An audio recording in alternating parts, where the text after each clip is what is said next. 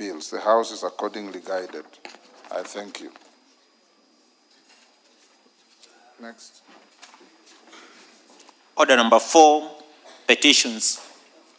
Order number 5, papers.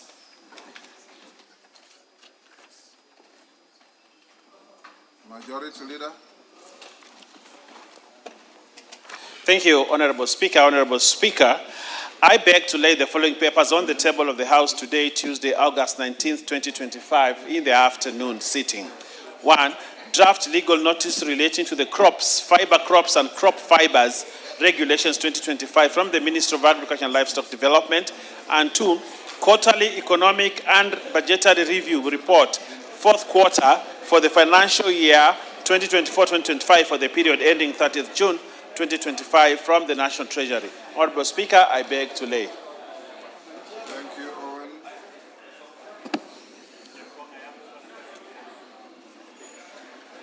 Next order.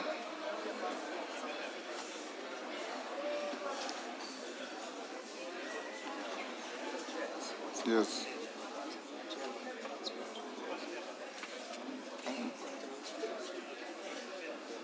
Where they put under order 5. Yes. Oh, yeah.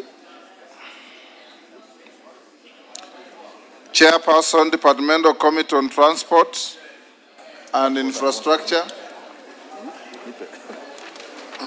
Order members. Thank you, Honorable Chair. Honorable Speaker, I beg to lay the following paper on the table of the House today, Tuesday, 19th August 2025.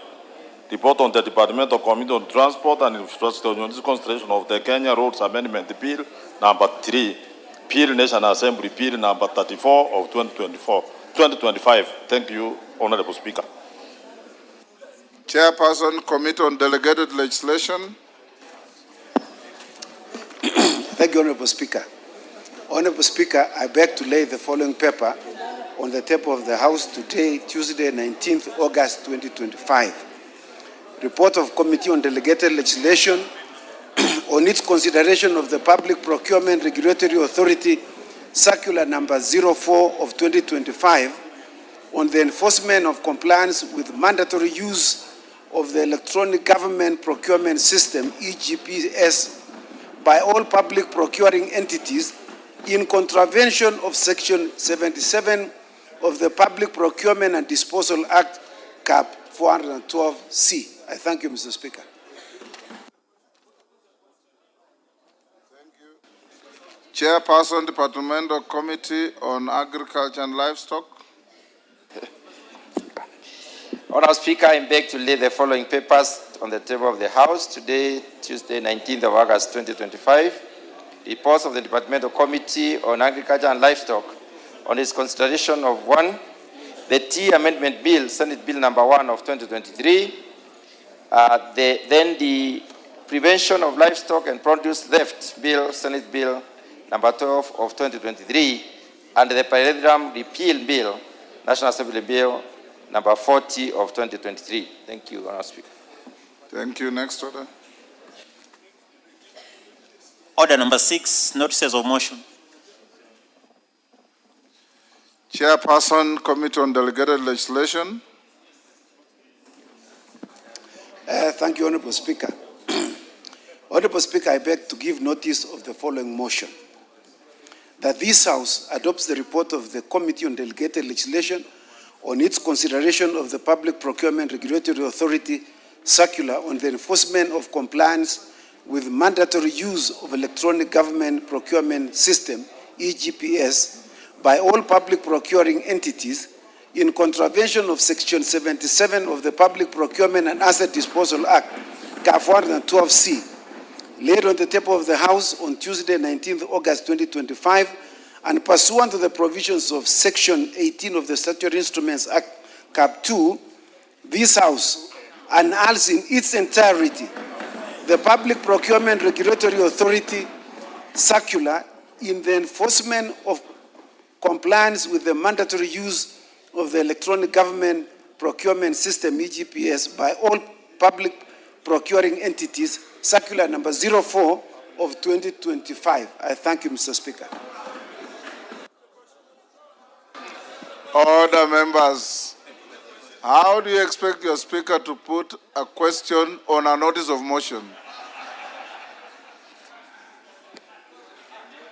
Honorable members, I know that is with a light touch. As we go to order, members, as we go to order number 7, I want to direct as follows in rearranging our order paper. The Honorable Murugara, Chair of Delegated Legislation, Jailak Sore, has requested to make a statement in relation to some issues that you discussed yesterday. Order. Order. After I allowed the Honorable Murugara to make his statement, the Honorable Wandeto approached me and wanted to move a motion of adjournment, but looking at the content of the motion and the statement of Murugara, they looked tologous.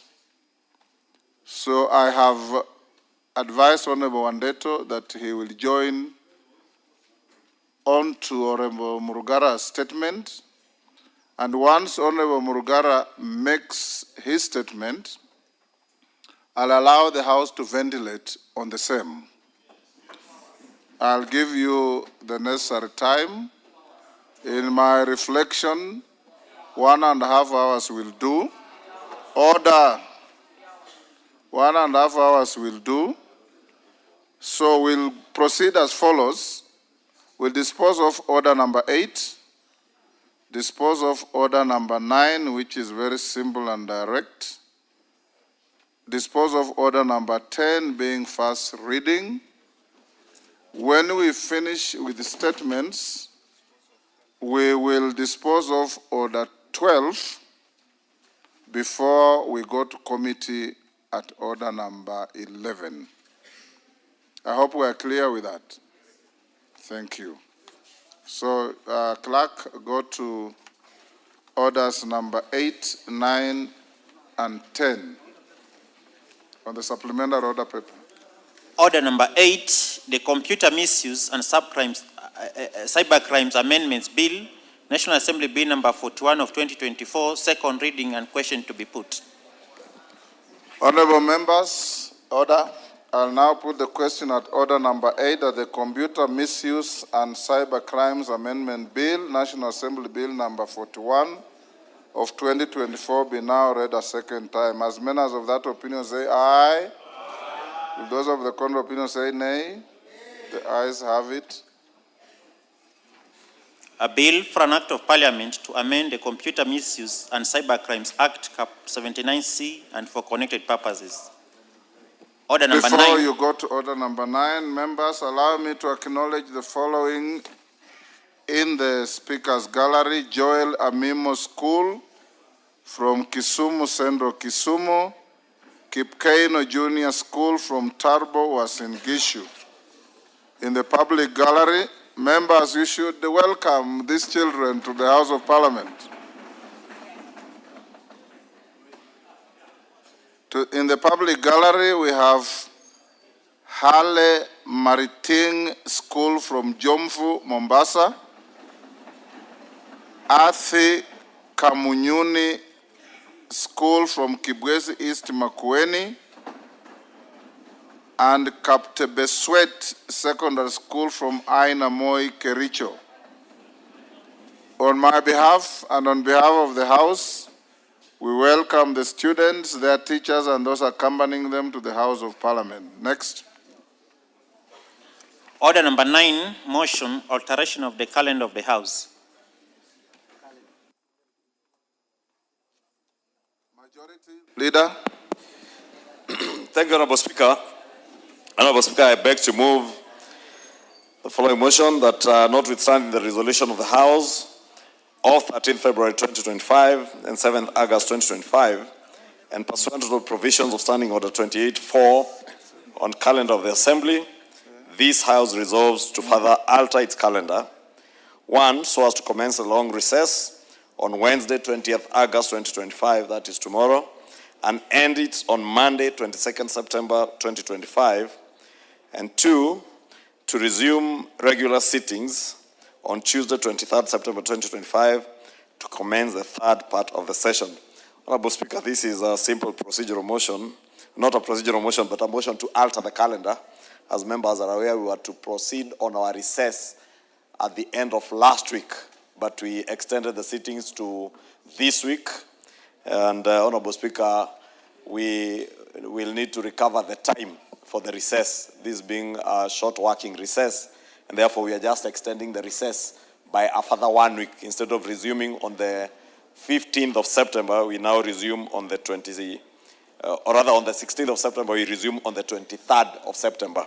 And with that, I beg to move and request the Leader of Minority, who is also a member of the House Business Committee, where this matter was deliberated, to second. Junet, Mr. Speaker, I second. members on their feet, take your seats. Honorable members, I now propose the question at order number 9, which is that notwithstanding the resolutions of the House of 13th February 2025 and 7th August 2025, and pursuant the provisions of Standing Order 28-4 calendar of the Assembly, this House resolves to further alter its calendar. 1, so as to commence the long recess on Wednesday, 20th August 2025, and end it on Monday, 22nd September 2025. And 2, resume regular sittings on Tuesday, 23rd September 2025, to commence the third part of the session. We put the question. I now put the question at order number 9, which is that notwithstanding the resolutions of the House of 13th February 2025 and 7th August 2025, and pursuant the provisions of Standing Order 28-4 calendar of the Assembly, this House resolves to further alter the calendar so as to commence the long recess on Wednesday, 20th August 2025, and end it on Monday, 22nd September 2025, and resume the regular sittings on Tuesday, 23rd September 2025, to commence the third part of the session. As members of that opinion say aye. Will those of the contrary opinion say nay? The ayes have it. Next. Order number 10, the Advocates Amendment Bill, National Assembly Bill number 24 of 2025, first reading. A bill for an act of parliament to amend the Advocates Act. Order number 7, questions and statements. Let me start with Dan Wanyama.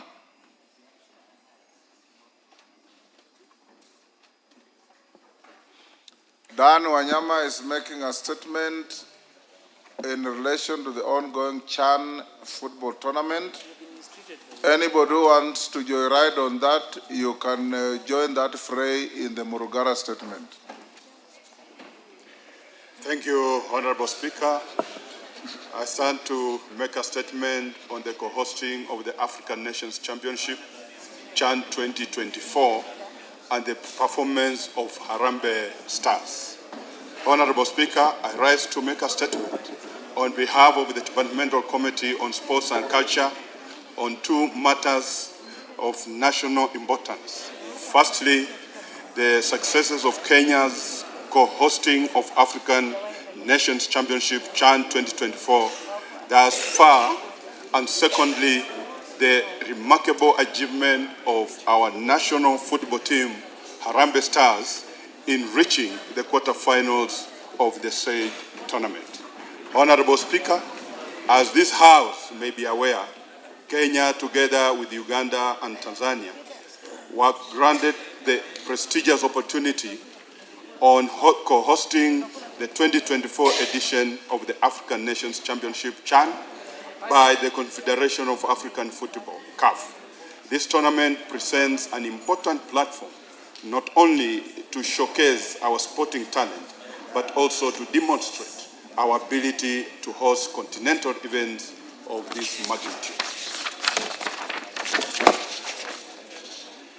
The Ministry of Youth Affairs, Creative Economy and Sports ensured that the stadiums met the international standards required to host a tournament of this magnitude, and that this is a great development of our sporting infrastructure. The Committee on Sports also performed its oversight role by engaging the ministry from as far back as 2023 on the status of Kenya's preparedness to host this great tournament. Honorable Speaker, despite our success in co-hosting the tournament, we have indeed suffered a few setbacks.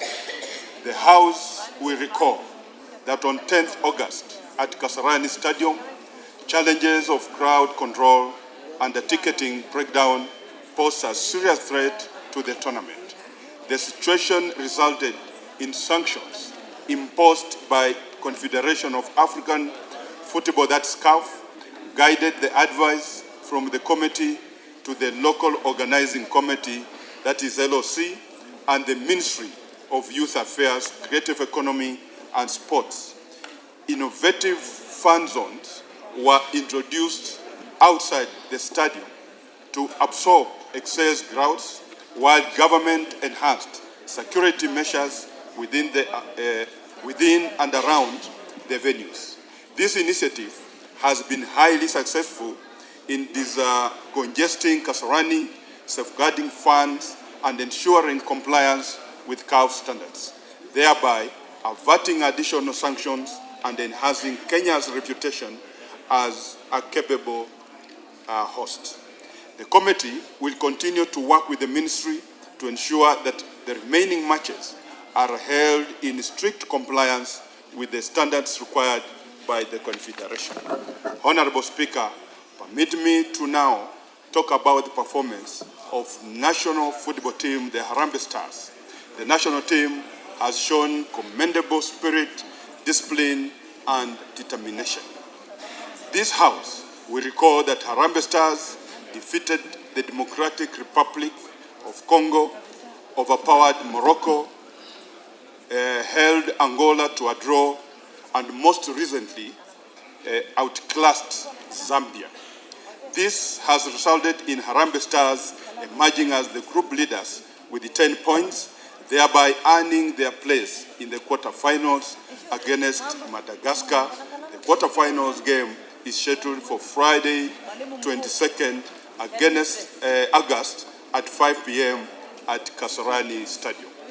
It is worth mentioning that the great work that national coach Benny McCarthy is putting in with his team, we commend him for the tactical skills that continues to impact to the national team.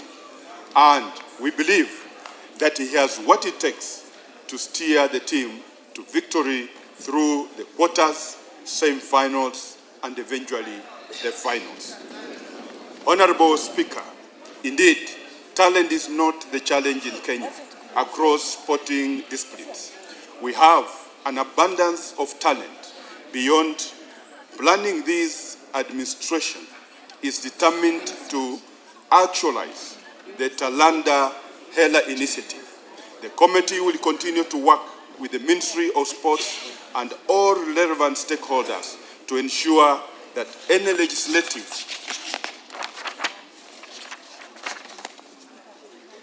interventions necessary to actualize this great initiative will be undertaken by this Honorable House.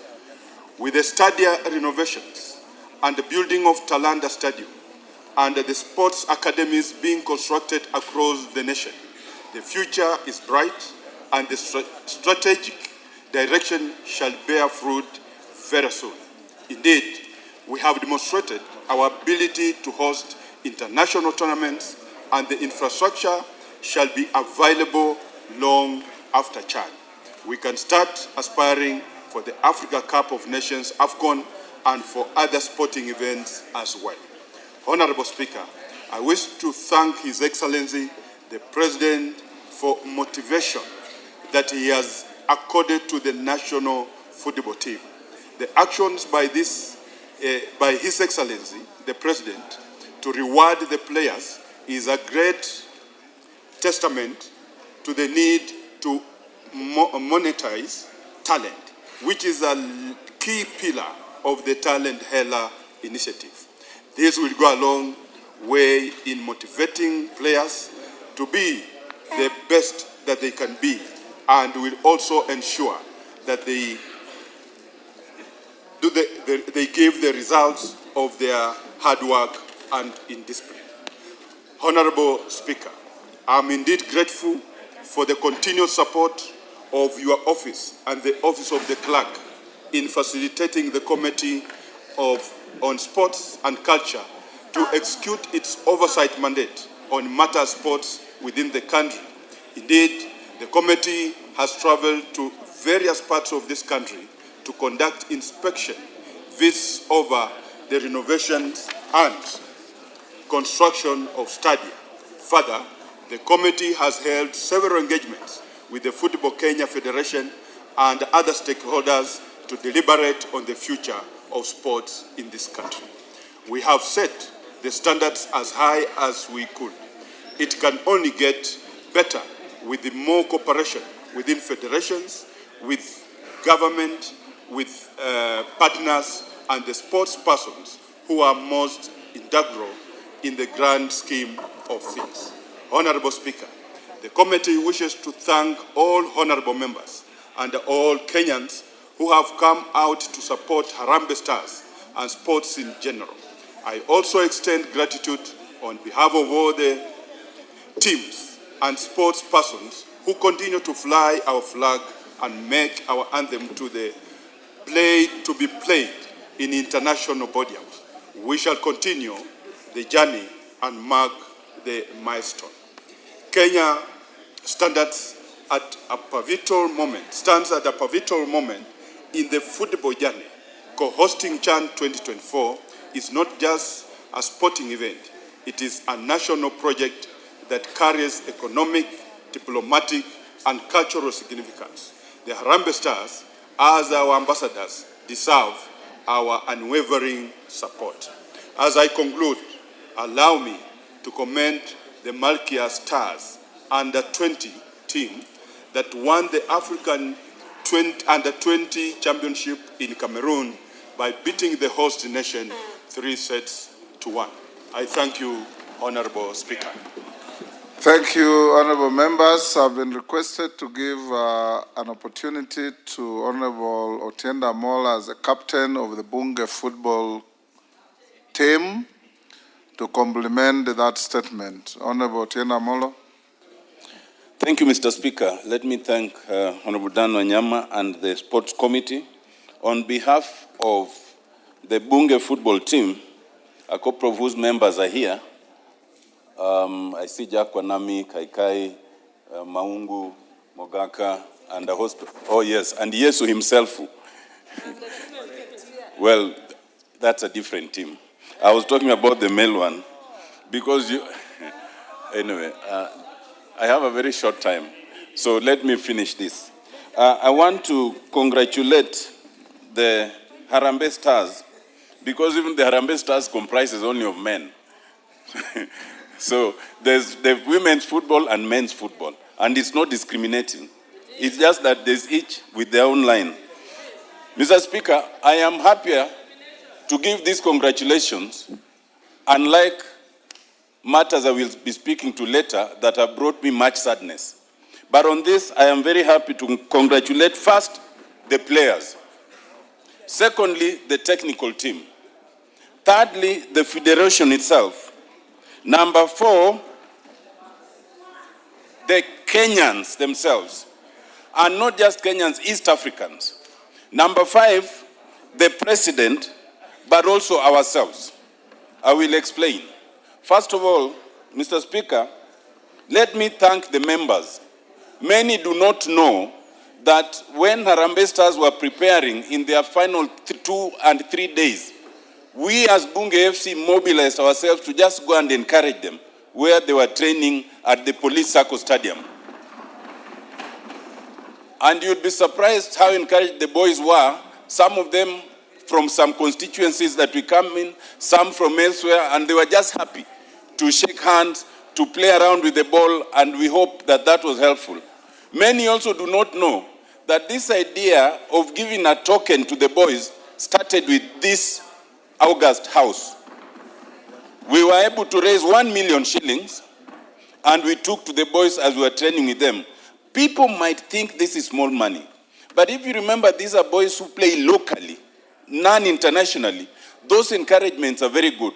So the president was riding on our back when he upped it to 1 million, now to 2 million, and elsewhere. We set the pace. But lastly, Mr. Speaker, I want us to be conscious of the fact that we are co-hosting. It's not just Kenya. Tanzania is co-hosting, Uganda is co-hosting, and the good news is that each of our countries have qualified for the quarters. And that is unprecedented. So let us encourage ourselves as East African. If we meet against each other, we play like East Africans. We do not play with any annoyance. Yesterday when we watched the thrilling game between Uganda and South Africa, those who love football will agree that's one of the most tantalizing games you'll ever see, where 6 minutes means a lot. I just want to encourage Kenyans to continue supporting the Stars.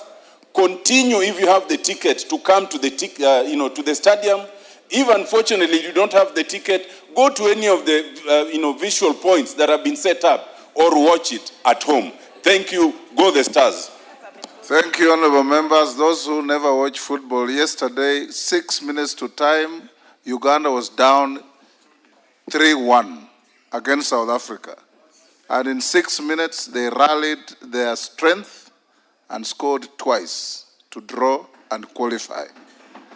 Honorable members, this CHAN has reignited our spirit of football. Those who watched football in the early years can remember the phenomenal team of Mohamed Abbas, Hussein Harry, John Bobby Okola, Josephat Murila, Ambrose Ayoyi, Wilberforce Mulamba, JJ Masiga, Onyango Jogo, and many others who made this country proud. Will you? Lelmengit, you are too young to remember those good old days. So, honorable members, you may do your foot thumping to support Harambee Stars for their next encounter. Of course, the minority leader is reminding me rather joyfully that Arsenal beat Man U.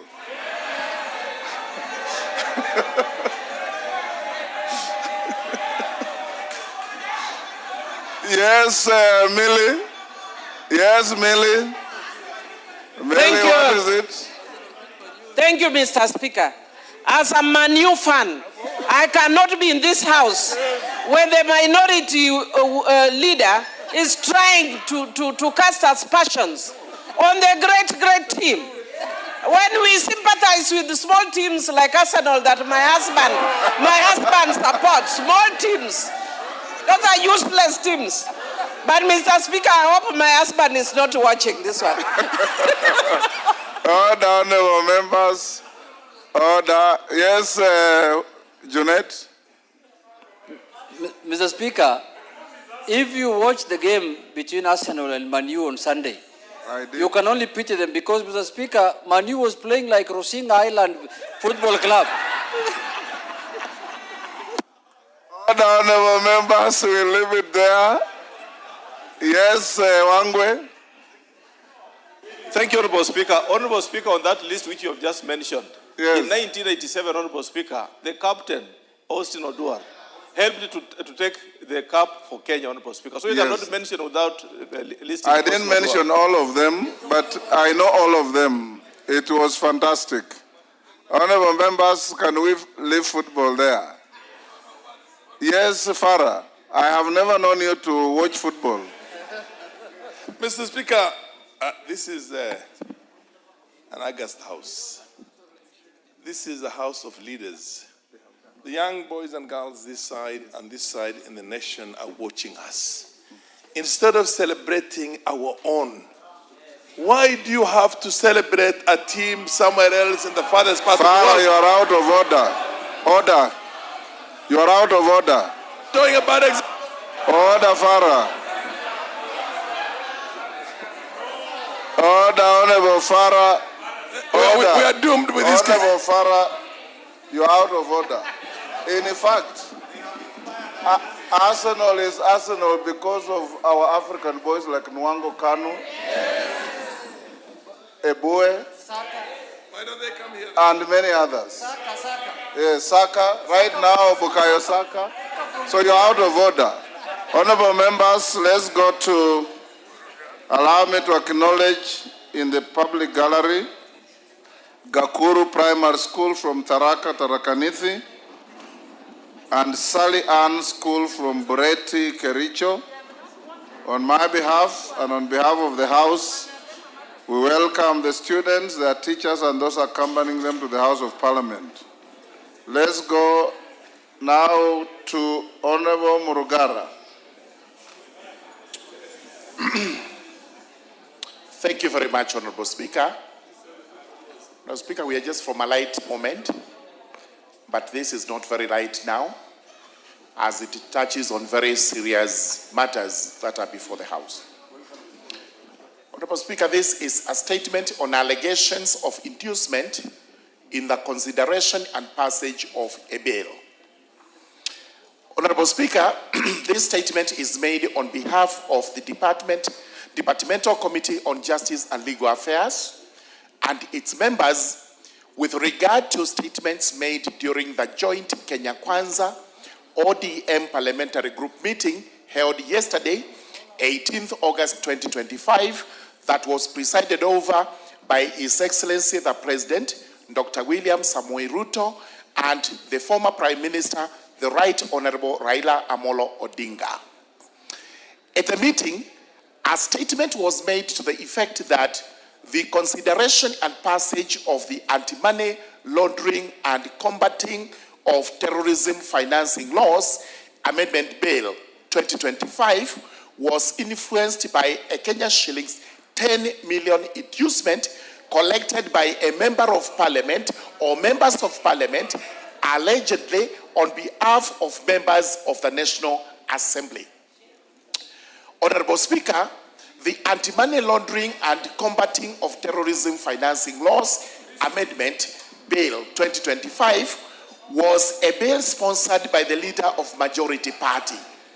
It was read for the first time in the House on the 4th of March 2025 and thereafter committed to the Departmental Committee on Justice and Legal Affairs for consideration and reporting to the House. The committee duly conducted public participation, considered the bill, and tabled a report in the House to inform the House's second reading of the bill. The bill sought to amend 10 acts of Parliament to address technical compliance deficiencies identified by the Eastern and Southern Africa Anti-Money Laundering Group, the Financial Action Task Force, in Kenya's regime on anti-money laundering, combating of terrorism, financing, and the combating of proliferation of financing.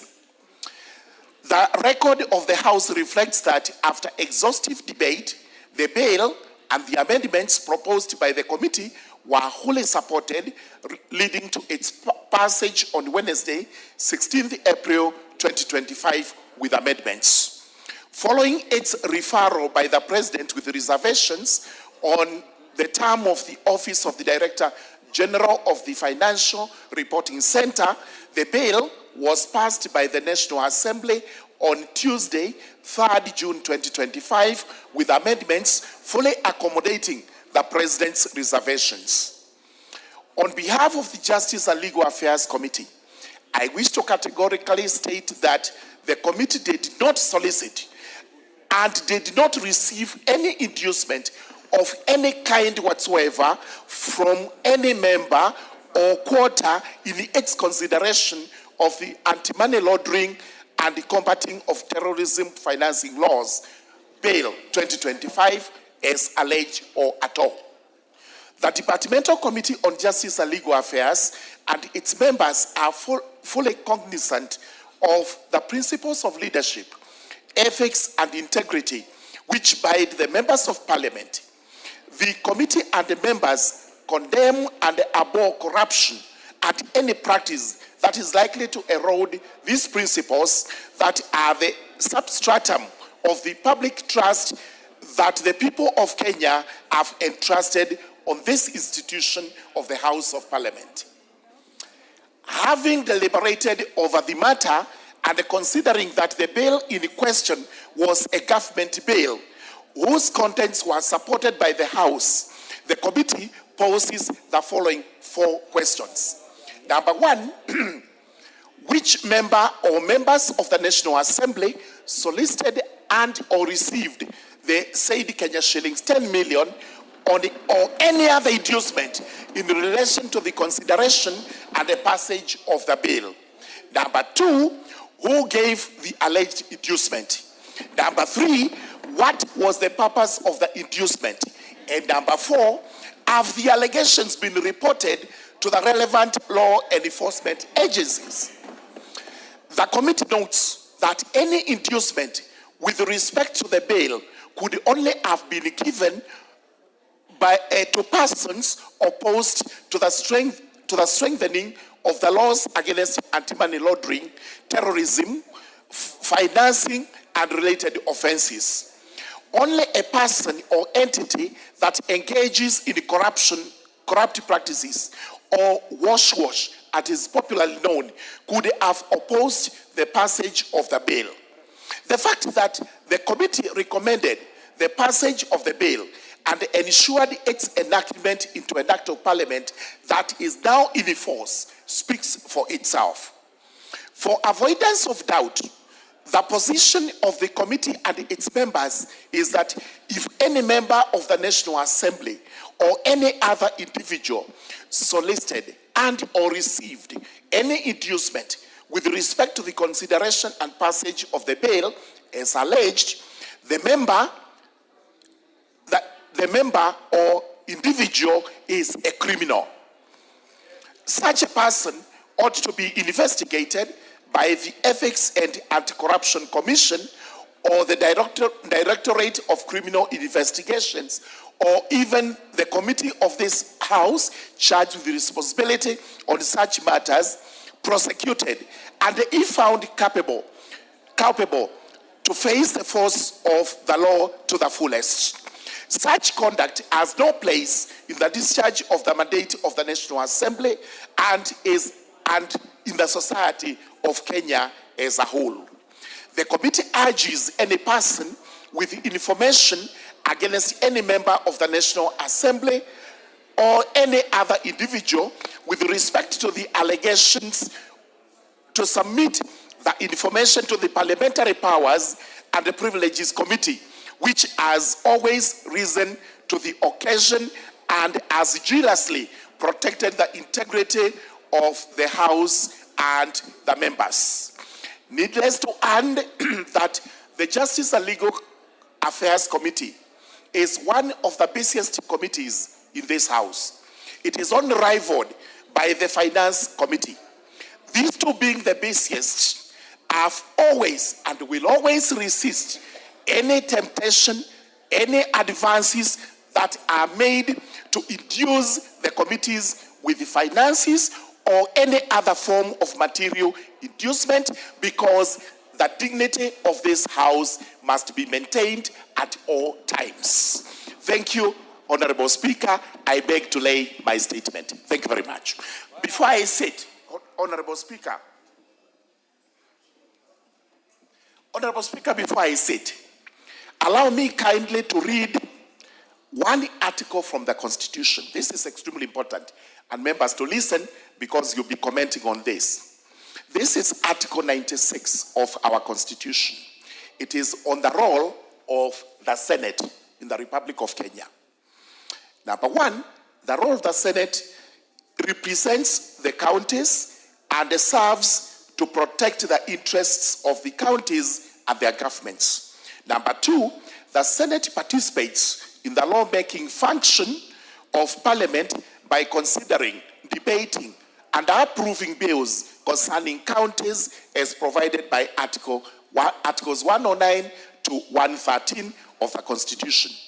The most important is at sub-Article 3.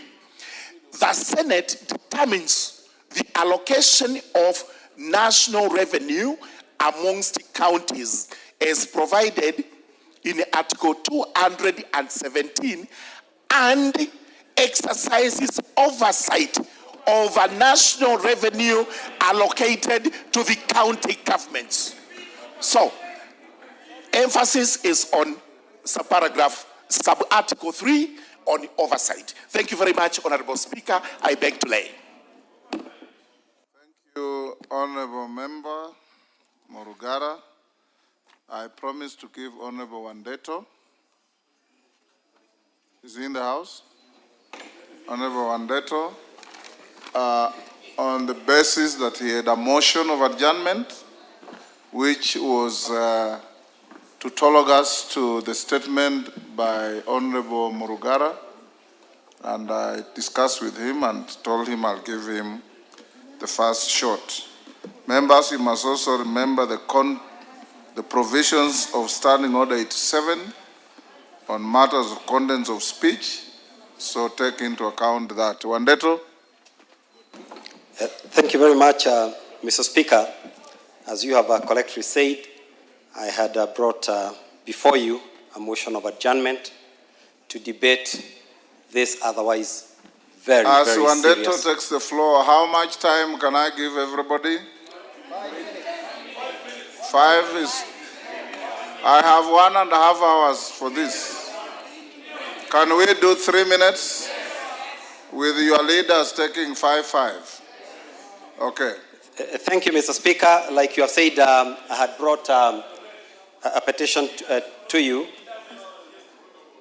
Mr. Speaker, you need to protect me. Yes, give Wandeto an opportunity. Wandeto, you have 3 minutes to compose your... Yes, thank you. So, Mr. Speaker, I would like to start by saying that this House, the House of Parliament, is a temple of democracy in this country. This is where the will of the people is exercised in accordance with Article 95 of our Constitution.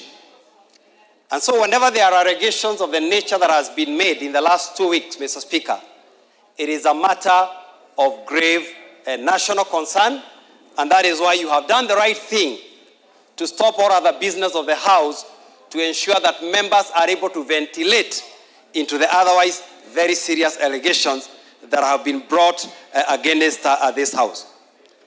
Mr. Speaker, I am very committed to the principles in the Constitution of integrity, transparency, and good governance. And Mr. Speaker, what we have seen the last 2 weeks is worrying. It started, I think, 2 weeks ago with an allegation by a senior member of the executive that there is indeed allegations of bribery within Parliament. I was at the devolution conference last week in Homa Bay, and none other than His Excellency repeated the same. The following day, the Prime Minister repeated the same, that there is a lot of bribery and corruption going on in this House. Mr. Speaker, to take you back to the events of 2024, these members of Parliament were nearly killed in this House as they defended democracy and the rule of law. Mr. Speaker, after that, there were some allegations that money had changed hands. I think there was a figure of 2 million that time. And members, some of them even lost their property. Their houses were burnt. Others lost livestock and other things. So, Mr. Speaker, an allegation of bribery against a member, especially the figures that are being touted, even makes it, we feel endangered as you walk the street. People, first of all, imagine you are some 10 million or some 150 million, and others possibly think you are the worst enemy of the people. Mr. Speaker, you know we have been called MPs. We have been called all manner of names. So as I conclude, Mr. Speaker, I want to urge you, as the leader of this House, to do whatever it can, Mr. Speaker, to defend the integrity of this House. And Mr. Speaker, we must first of all, and if you allow me, since I had a substantive motion, Mr. Speaker, add me only 2 minutes so that I finish. Mr. Speaker, it is important that you lead us to restore the dignity of this House. And there are certain things that we must stop doing. First of all, we have what I would call an unholy dalliance with the executive. That must. Give him a minute. Give him. Mr. Speaker, this House has to stop being a choir for the executive.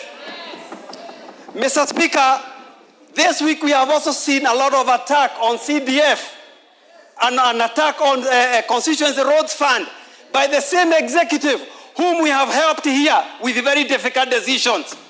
And now, I think, Mr. Speaker, the chickens have come to roost.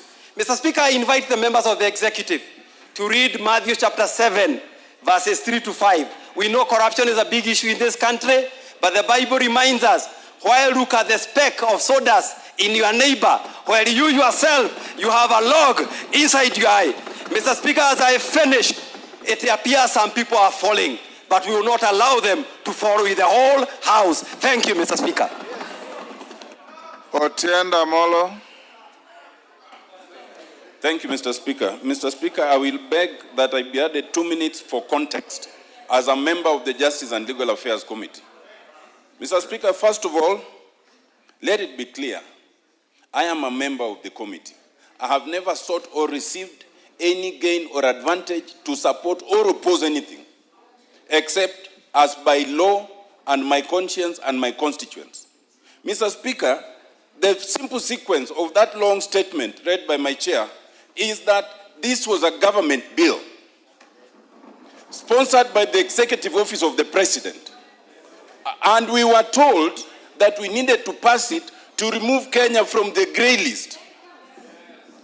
In compliance, and it was signed off by the leader of majority, we complied, it came here, it passed.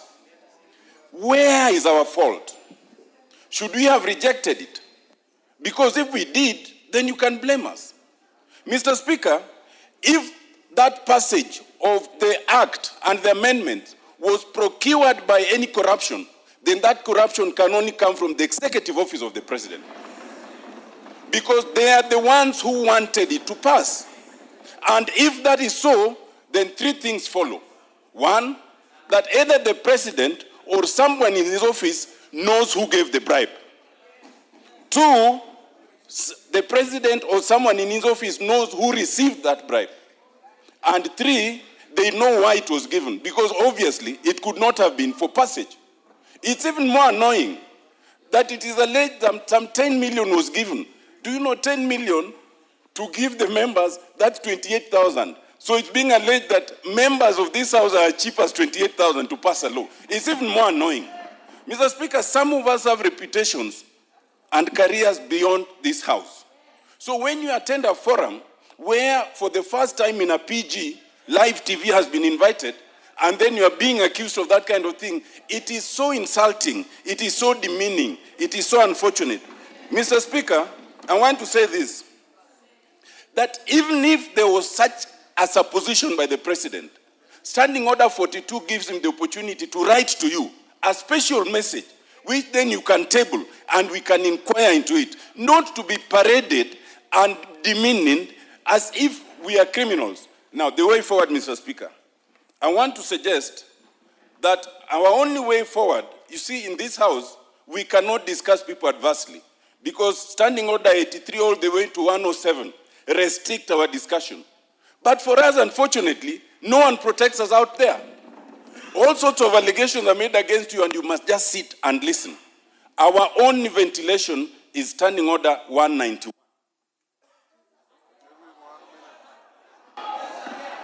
I want to suggest, Mr. Speaker, that under Standing Order 191, where we have our Powers and Privileges Committee, the Powers and Privileges Committee, 191(1)(a), is allowed to summon any person to appear before it for the purposes of giving evidence or providing information. This house has been called the house of extortion. This house has been called a corrupt house. This house has been alleged to have received some 10 million.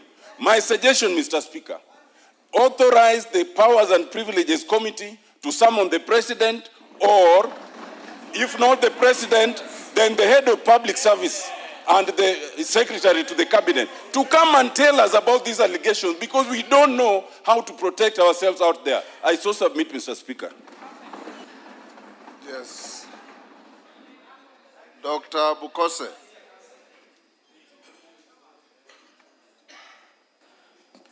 Mr. Speaker, thank you for allowing me to contribute to the statement by the Remember, you leader, have 2 minutes, 2 minutes. by the chair, 3 minutes Chailak. rather. Honorable Speaker, it is a very embarrassing situation when the head of state stands and accuses this House, and specifically referring to the committee. It's not acceptable. I think, and if there was any issue, should have been able to have us as members of parliament and discuss this issue. To me, I suppose that most likely the head of state might have been lied by whoever took the information to him that that person took 10 million to the Chailak. Yeah. Those are his views. Just listen to each other. If 10 million was given, then the person who gave the 10 million must state very clearly whom did he give the 10 million. Yeah? That person must state very clearly, because it seems that person should be able to account for the 10 million. Where did you take the 10 million? Yeah? And most likely, and to who? Because when the bill came to the House and it was presented by JLAC, we were told this is one of the requirements and a precondition for IMF. And we passed. So, to be accused later on of having taken money, and it seems money exchanged hands, the 10 million must have changed hands. So where did that 10 million come from, and where did it go? And why? Because any bill that comes here and is a government bill is sponsored by majority, and more often, because we are now have a bipartisan kind of agreement within this House, under the broad-based government, we've always supported all the bills that the government brings. Therefore, this must be investigated, and the truth must be unearthed, so that all of us can be cleaned. Because when we go out there, people are looking at us as thieves, as extortionists, and that is not right. We have reputations to protect, we have families to look at us, and we have friends who should not be suspicious of our activities. Thank you, Honorable Speaker. Zamzam. Mheshimiwa Spika, wajua afisi akitaka kumla mwanawe usema ananuka mbuzi, Mheshimiwa Spika. Na Mheshimiwa Spika, inasikitisha sana. Bunge hili ndio limeshika Kenya kwa mkono, Mheshimiwa Spika.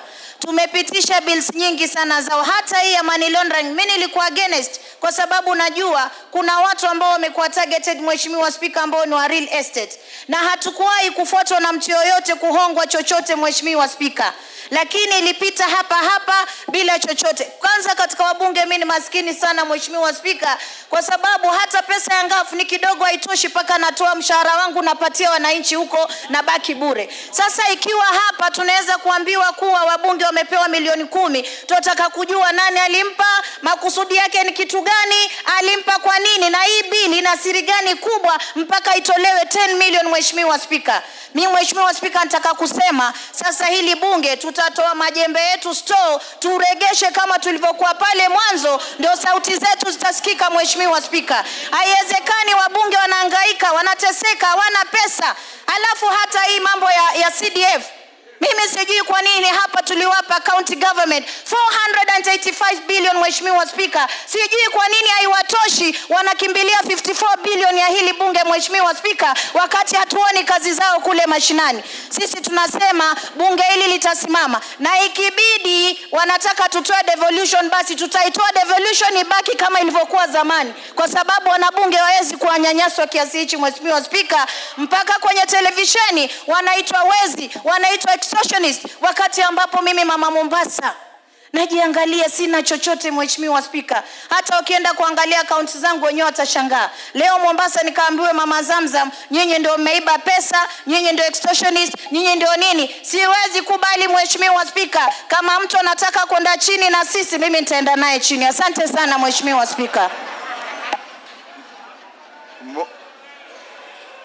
Musa Sirma.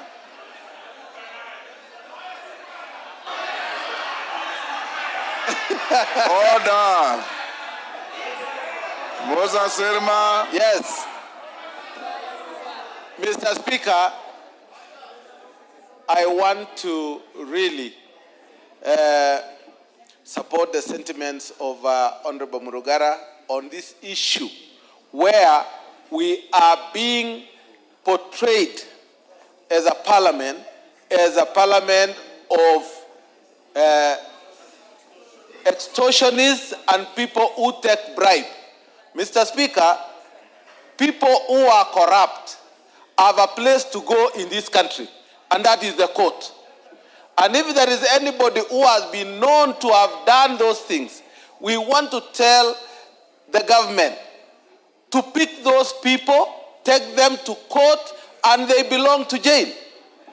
Mr. Speaker, we are being maligned by people looking forward to taking the money from CDF and taking it to the counties to be eaten. If a whole governor can bring 150 million to Senate, for sure. For sure, if I can use the words of the president, where is he bringing this money from? Counties cannot show the amount of money they have been given in terms of development to the people of Kenya. Mr. Speaker, it has reached a time that we need to audit the counties and really see whether they are really entities to be used for development in the rural areas. Mr. Speaker, if I can remember, because I was in the Bomas, the constitution actually which we passed and which was brought by the people is not what we are having now. The Yashpal guy had 14 regions and they were non-executive. And therefore, this executive power which the governors think they have, we must remove it. It is time that we talk to the people and let them be given development directly. Mr. Speaker, I beg to differ with all what has been said about this parliament, and we want the people who have done this thing to go down and be taken to court. Thank you, Mr. Speaker. Robert Mbui.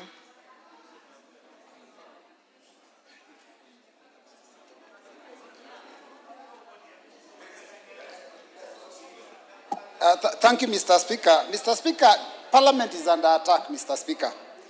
And if you go on social media, read a newspaper, switch on your TV, continuously, this house is under attack. And Mr. Speaker, it has gone to the level where it has even gone to the funds that go to the people that we represent. That is CDF and KERA and GAF and the other funds. Mr. Speaker, the executive must respect this house. Members of this house have stood with the executive. Even though some of us have been opposing, members of this house have stood with the executive and supported them on all their agendas, including becoming extremely unpopular with the population because they were making sure that the agenda of the regime has passed on the floor of the house. But Mr. Speaker, now they have been thrown under the bus. It happened last year, even after passage of the finance bill, that the executive president again said that that bill was unpopular, and yet he's the one that had been telling members to support it. Mr. Speaker, I want to say that we must make sure that as a house we fight together. Mr. Speaker, there's something that is going on with the executive. when they say that this house has corrupt practices, I've been seeing empowerment agendas, empowerment forums all over the country. Mr. Speaker, someone who was just the other day a CS is able to give about 2 million, 3 million every week in a function, in fact, 2 or 3 functions in a week. Mr. Speaker, I want to tell you, what we need to do is start auditing the executive also. When they say there's corruption on the floor of this house, we also ask them, where is all the money you're spending coming from? Because, Mr. Speaker, this is a case of the pot calling the kettle black. So, Mr. Speaker, I want to say that it is important as a house we defend ourselves. Mr. Speaker, it shocks me when the executive goes completely against the Constitution and members of, I'm lucky I was not in the lecture room yesterday, but Mr. Speaker, I hear that even constitutional articles, provisions that are there in the Constitution were actually thrown under the bus also. Because when you say that the Senate has no authority to go and oversight counties, basically that completely goes against the Constitution. So as a House of Parliament, all of us, National Assembly and Senate, we must stick together and ensure that we're each other's keeper and we support each other and pass the bills that are good for the people of this country. And Mr. Speaker, hold the executive to account. Thank you, Mr. Speaker. Dr. Mutunga. Thank you, Honorable Speaker. Honorable Speaker, I would like to refer to sentiment by Honorable Mole. We did not discuss anything in that meeting because he's alluding to the fact that we kept quiet. There was no discussion, so there were no resolutions. So the meeting ended as such. It should go into record. Honorable Speaker, the Honorable Murugara must be finding himself in a very difficult situation. Because I'm a chair of a committee, I know how difficult it is for the committee report to be amended. We do these reports with Secretariat. We have to do the right thing. We would like to know who this is. Honorable Speaker, the report was given from raw information, intelligence. So the person who was given the money is known. And the reasons why the person was given the money is also known. Honorable Speaker, as members of Parliament, we need to be cleansed from this. We have suffered a lot as parliamentarians. There has been so much that we are supporting the executive, and this is what we can get in return. Honorable Speaker, since they are known, for us to be cleansed, they need to be named. Yes. The reasons why the money was given also needs to be brought to this House so that members of Parliament can be cleansed. Out there, we have a very bad name for supporting the executive. But we are supporting the executive because we would like the plan to go through. We would like the government to succeed. But, Honorable Speaker, if there is a problem in this House concerning members, I think it should be brought to the fore so that members can know. Honorable Speaker, since last week, when the pronouncement was made in the devolution conference, we have suffered once more. We suffered after passing the finance bill. We suffered after the broadening of the government. We suffered again after sacking of some members of the CSs, some executive. We've suffered many times. And this is what you are getting in return. It is unfair. Thank you, Honourable Speaker. Karoli Omondi. Thank you very much, Honourable Speaker. I'll try and be very brief, but let me start by saying I take great exception as the statements made by His Excellency the President, now 3 times, attacking the character of everyone in this House, including yourself. We must now take the position of NATO. Mass character assassination we shall not accept. If somebody is guilty, let them be charged on their own. But an attack such as the one that was, he's made it twice, 3 times. First at the stock exchange, a devolution conference in Homa Bay, and yesterday at our PG. It is so unfortunate that a statement condemning all of us as corrupt extortionists, yet some of us have held the sharp end of the knife to support him, is something that we cannot accept. And Mr. President must either bring the evidence, take those people to court, or apologize and withdraw. And let me also say something. I'm very happy that Chairman Jailak has read out the Constitution. A lot of misinformation and reading of the law upside down happened at our PG yesterday. The allegation that the Senate has no power to oversight the county government has now been debunked. Article 96 of Article 3 of the Constitution is clear on that. Let me also debunk a few things on the NGCDF. The national government has the power to establish special funds to discharge its functions. And under Article 6, the national government can devolve its functions to the sub-counties, which form a constituency.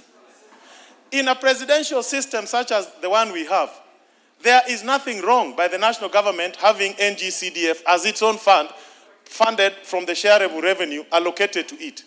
In any event, even if we don't have the NGCDF, the funds for the NGCDF will not be taken to counties. The counties will not receive it. But to make matters worse, the law is being misinterpreted by the Right Honorable Raila Amolo Odinga. In a parliamentary system, the members of parliament form the government, the prime minister and his ministers.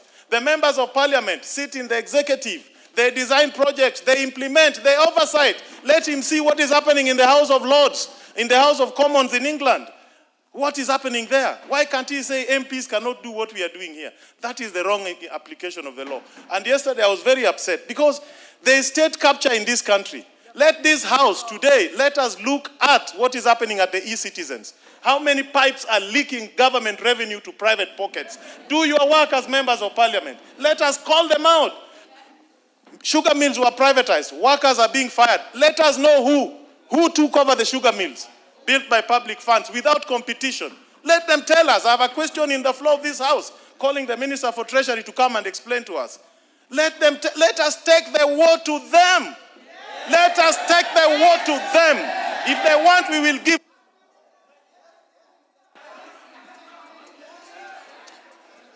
Member for Kieni.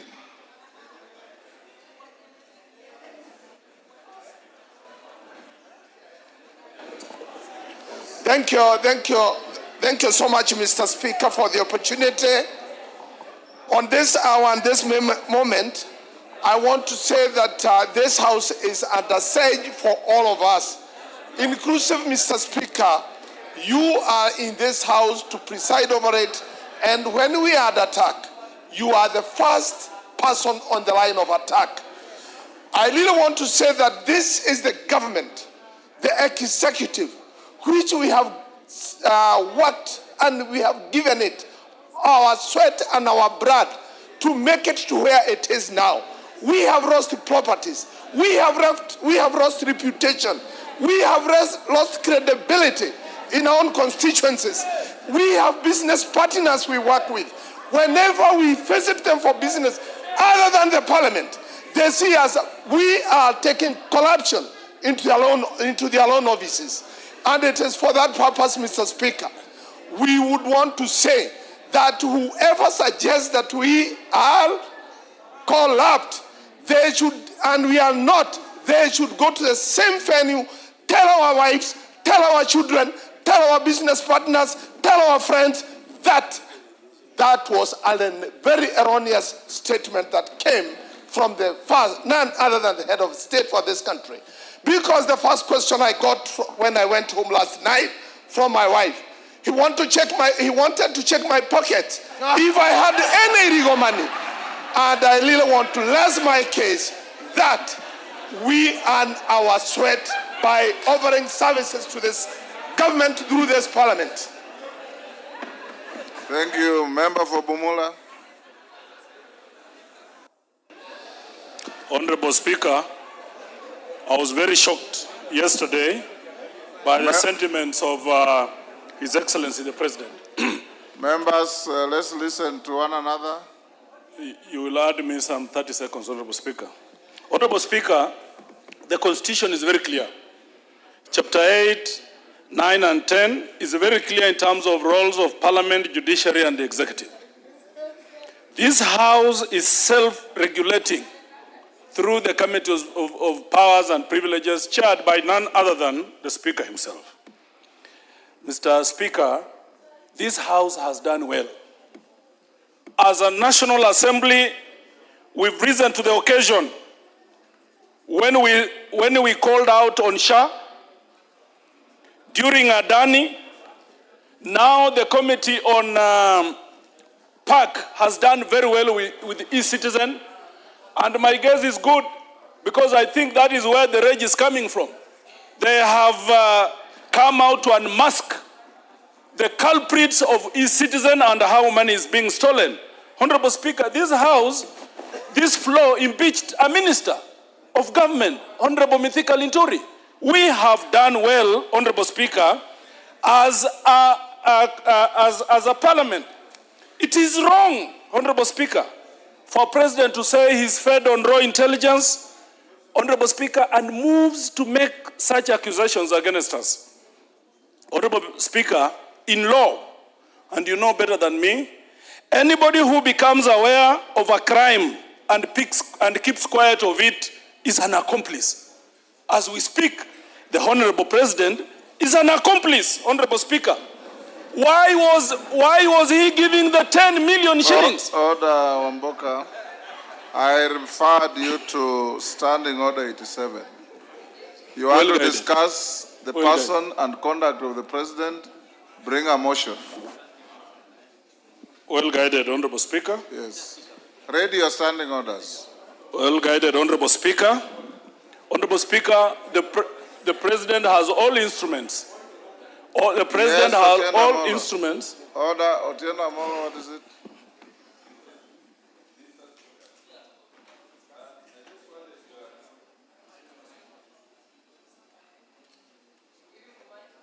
Give Otieno Amolo the mic.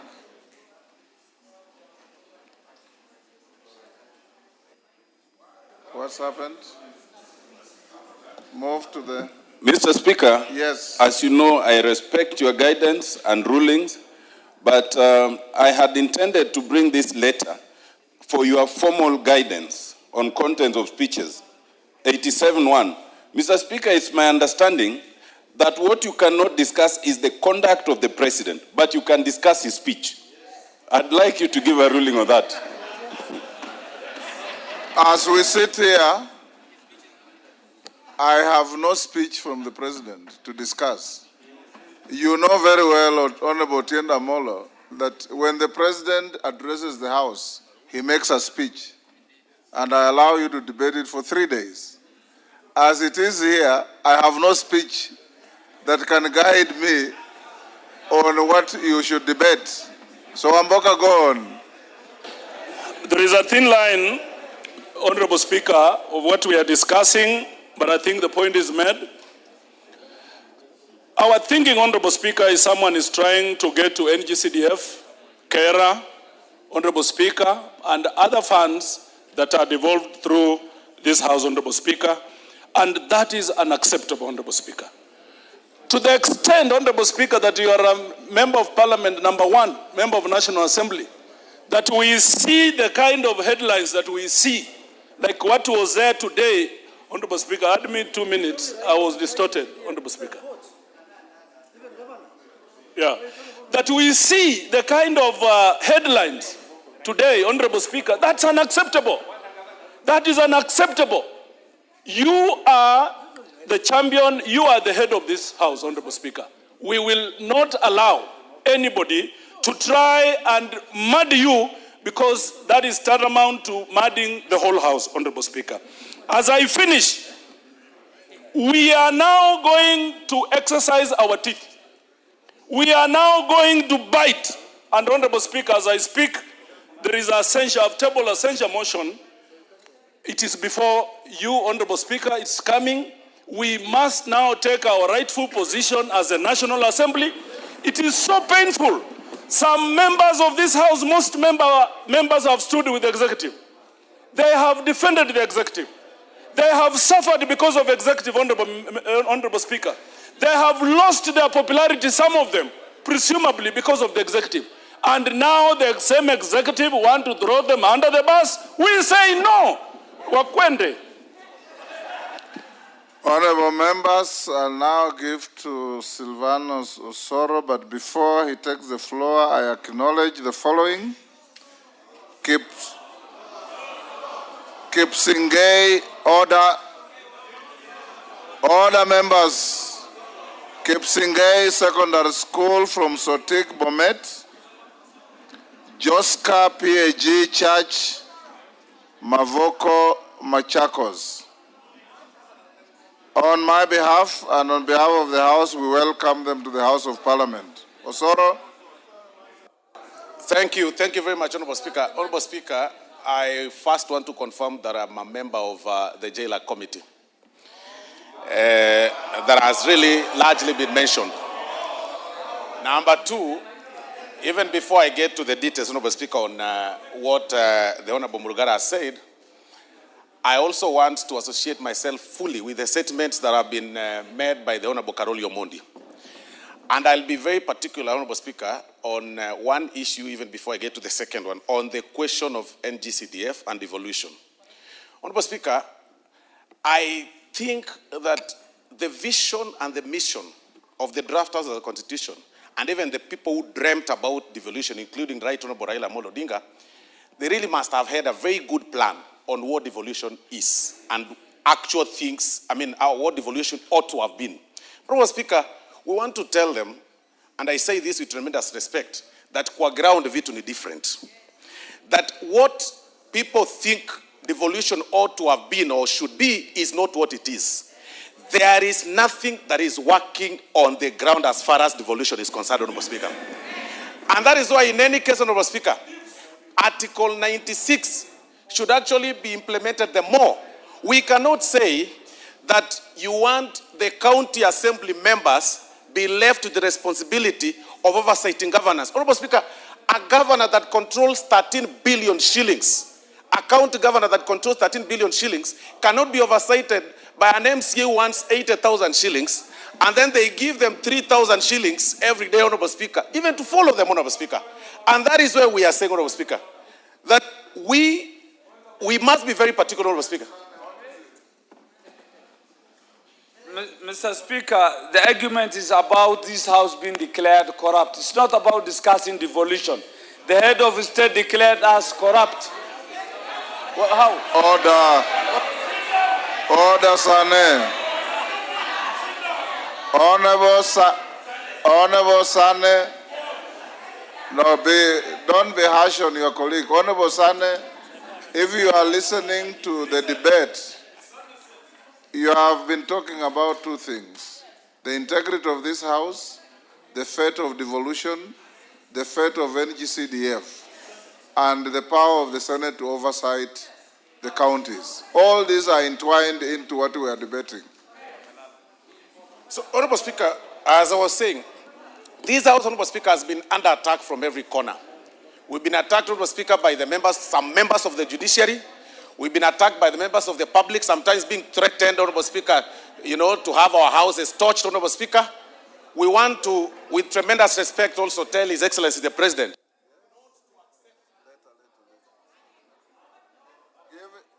Give him a minute. We want to tell His Excellency the President of the Republic of Kenya that now that attacks are coming from all over, I want to inform him, Honorable Speaker, that he should not take the invitation to also join the bandwagon that attacks this house.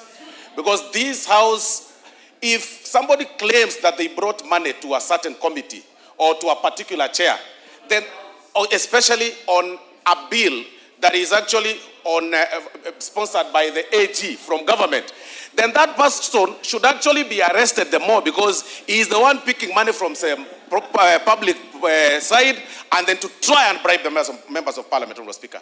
Because this House, Honorable Speaker, has been under attack from every corner. And it should actually not be happening. Today, as we are speaking, Honorable Speaker, people are already complaining about KERA. They want the KERA funds to be reverted to the counties. They want NGCDF to go. But, Honorable Speaker, you will need a microscope to see what governors or county governments are doing, Honorable Speaker, because there is nothing that is being done, Honorable Speaker. Time up. Time up. Parashina.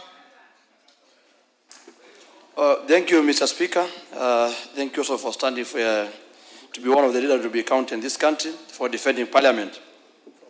Mr. Speaker, I only also need to comment on three things, or four: doctrine of separation of powers that we saw yesterday, and we need to remind the executive we don't work under their mercy. Number two is yesterday I witnessed executive, that's the president, lecturing members of Parliament, trying to create intimidation. We want to tell him that we are not going to go through intimidation. Here or outside, we will continue doing our duties without being coerced. We also need to remind the executive through the President and Mr. Raila that he should respect Parliament every time. He is leading executive, judiciary should be respected, and Parliament should be respected. Suggestions that Mr. Speaker came, which also brought yesterday, is about us in the committee. They alluded that when we summon state agencies or even PSs or ministers, they say that we keep asking them for money. Then the question is, how are we going to do our oversight role, if at all? They are saying that we are looking for money. It is our duty to do our oversight role, and I can tell them it is no longer going to be business as usual. And the last one is an independent investigation. If possible, let the President or this House establish an independent investigation where the executive can submit evidence where this House has been involved in corruption, but we cannot allow. It's like saying a pot. How can a pot say that the pan is black? It is not possible. Thank you, Mr. Speaker. Jane Kagiri.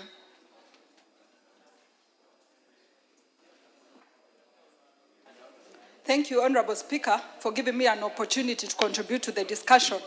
Honorable Speaker, my English teacher always told us, before you skin a dog, you give it a bad name.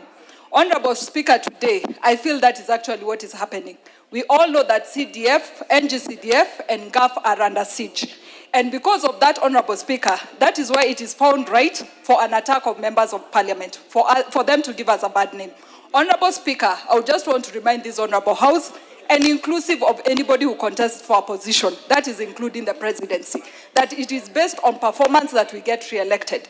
And even for the presidency, should be well noted that the performance of NGCDF, the performance of NGAF, will also count for their performance at the end of the 5 years. So, Honorable Speaker, we need NGCDF respected, we need NGAF respected, and Honorable Speaker, let it go on record that members of Parliament make decisions based on their own minds and based on what they want to do for their people. So nobody is here to be helped to decide based on the money that they receive. We make decisions because we want the best for our people, Honorable Speaker. Thank you. Daud. Thank you, Mr. Speaker, sir. Mr. Speaker, let me also declare that I'm a member of JLAC, and they have not received any of the monies that has been paraded around. Mr. Speaker, I would like to thank the President on one thing. He has reminded us that we need to do our work. We have not been doing our work because we have been supporting the executive. Whenever things come here, we have always been supporting them. I think, Mr. Speaker, sir, the bill that is the act that the President mentioned, the anti-money laundering, was sponsored by the Leader of Majority. Actually, we should not even start with the President. We should ask the Leader of Majority whether he bribed the committee, the JLAC committee, and how much he has given us. The second thing, Mr. Speaker, if that act was procured through bribery, then that act should be repealed and brought back to this House so that we can act on it again without the bribery. Thank you, Mr. Speaker. Yes, Karemba. Yes, I'll come to you. Thank you, Honorable Speaker. And Honorable Speaker, allow me to say that I am happy and upset at the same time.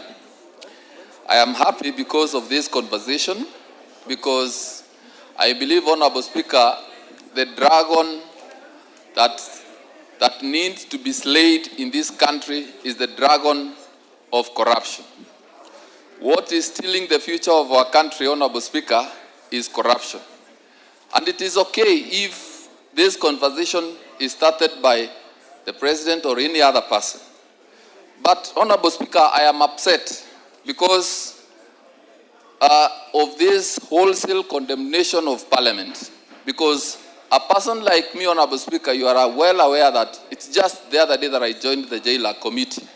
And I am now branded as perhaps one of the people who have already received the money.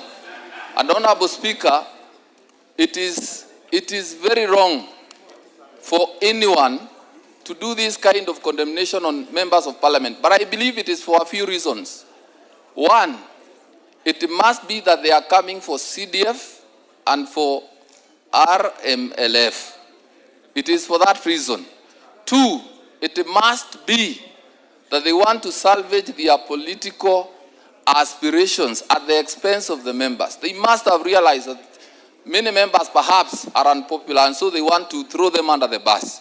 And it is unacceptable, having benefited from the support of the members, that now they want to sacrifice the members. Thank you, Honorable Speaker. Thank you. Kibagendi. Osero, you are not Kibagendi, are you? He borrows my name sometimes. Order. You are known in this house as Osero. Take your seat. Thank you. Thank you, Honorable Speaker, for giving me this opportunity.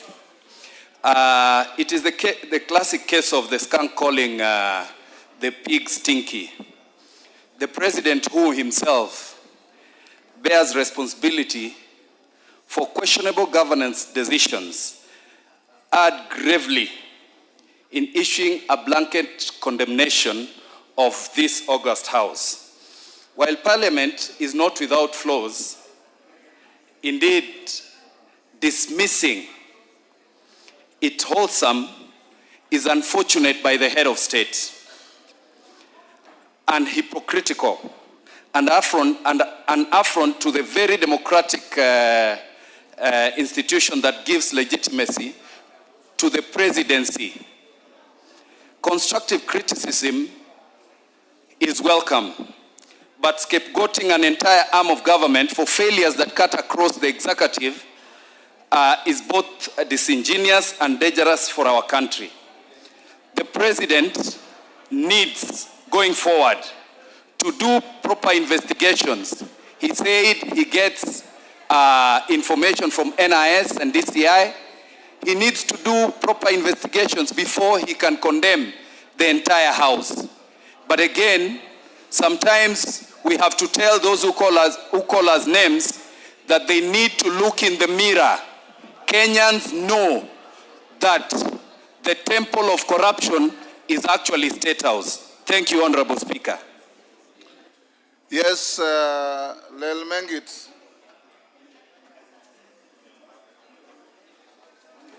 Thank you, Honorable Speaker. I would also want to echo my sentiments on this case. Honorable Speaker, first, I would like to apologize to this Honorable House. Because a few years, Honorable Speaker, when I was in the university, I used to call the members here pigs. I was among those people who call the honorable members pigs because of the notion and the negativity out there, Honorable Speaker. Now, Honorable Speaker, I sit in this position as a member of Parliament, and now the ball is on my court. Honorable Speaker, I have realized that there is an enormous task bestowed to these honorable members, all the way as representatives, legislators, and oversighting responsibility. Honorable Speaker, I want to state this categorically, that even on the issues of NGCDF, as part of the representative duty that we do as honorable members, we cannot find substantive projects across the constituency or in the county governments that have been done by the county governments. Honorable Speaker, it's in my entire ward, Kilibwani ward constituency, I cannot find any single project that was done by the county governments. Only projects that have been done through the NGCDF money can be appreciated by the people out there.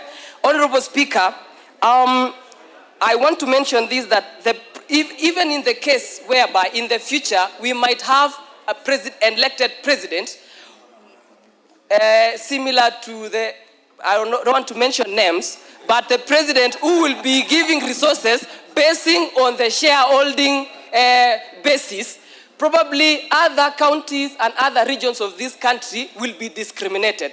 So, Honorable Speaker, I want to mention and also to echo that this is an honorable house. We do our work perfectly, and we uphold our duty and integrity as members of parliament. Thank you, Honorable Speaker.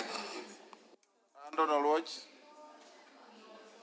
I see on the screen, or you are not? Okay, Millie. Thank you, Mr. Speaker, for giving me this opportunity. Mr. Speaker, if there is one person I admire is Honorable Raila Amolo Odinga. And the reason I admire Honorable Raila Amolo Odinga is because he's a person who stands on principle. And even if he's the only man standing, he will remain standing on principle. Mr. Speaker, I have learned from the best. And that is why I stand on principle like the person I admire, Honorable Raila Amolo Odinga, and urge my party leader to listen to the ground on NGCDF. Mr. Speaker, I also want to urge my party leader that there is one thing I've admired about him, which is equality and fairness. Mr. Speaker, what is coming out of this house is that he's looking at governors more favorably than he's looking at members of parliament, which is Senate and National Assembly. We are all your children. Look at all of us favorably. Mr. Speaker, I want to speak to, should I one day be unfortunate to be the president, because it's not a happy occasion to be president, but should I be unhappy to be president of this republic, one thing I cannot take for granted, if I got that opportunity, is the support of parliament. If you are a president, do not take for granted the support of parliament. If in doubt, ask Honorable Uhuru Muigai Kenyatta. Mr. Speaker, finally, on corruption, there is demand and there is supply side. We have had, and we keep hearing a lot on supposed or alleged demand. As a governance expert, tell us the supply side. If you are serious about dealing with corruption that is bedeviling this country, let us look at demand and the supply side. And as a Christian, Mr. Speaker, I want to remind us that I was taught a song. Kila mtu atauchukua mzigo wake mwenyewe, na kila mtu atapewa habari zake mwenyewe mbele za Mungu, siku hiyo itakuja. Individual responsibility. Thank you. Honorable Rindikiri Murwitania. Thank you, Mr. Speaker. Order, honorable members. I want to One may think that Millie is out of order. The reason I've allowed her is I've treated it as a quote in a speech. Anything beyond that should have been out of order. Thank you, Mr. Speaker. I associate myself with the statement expressed by the chairman of JILAC. Mr. Speaker, in other forums, I am the president of Democracy and Good Governance in the International Conference of the Great Lake Region. Mr. Speaker, democracy dictates that we express ourselves anyhow. But good governance is a responsibility of each one of us. Mr. Speaker, the executive has a responsibility. The legislature, we have a responsibility. The judiciary has a responsibility. Mr. Speaker, we are equal partners. We are not lesser of the responsibility that we have been given. Mr. Speaker, the advantage of the executive can be good, can also be bad. Mr. Speaker, the last parliament and many majority members who are in the last parliament, we know we were called names. We were called collapse. This is not a new thing. The last regime, the past regime, called the members of this parliament collapse. Actually, bad names were used against us. Mr. Speaker, now we are being called collapse. Each person, if we are to apply the principles of good governance, we must exercise what these principles are. One, the rule of law. The rule of law dictates that when something is wrong, the law takes precedence. Mr. Speaker, I want to imagine that the President knows this, and I'm sure he knows. Let him subject all of us who have been found to be culpable of being corrupt to the rule of law. It's as simple as that. Mr. Speaker, transparency is very key in leadership. Mr. Speaker, we cannot be all accused en masse without giving evidence. Mr. Speaker, the executive need to be held accountable, to become clear, to become transparent on what he is talking about, members of parliament being corrupt. Mr. Speaker, the presidency is private to intelligent information, and nothing prevents him from proclaiming the people that have been found to be corrupt. Mr. Speaker, I want to disassociate myself with the fact that this parliament is corrupt. Mbeyu.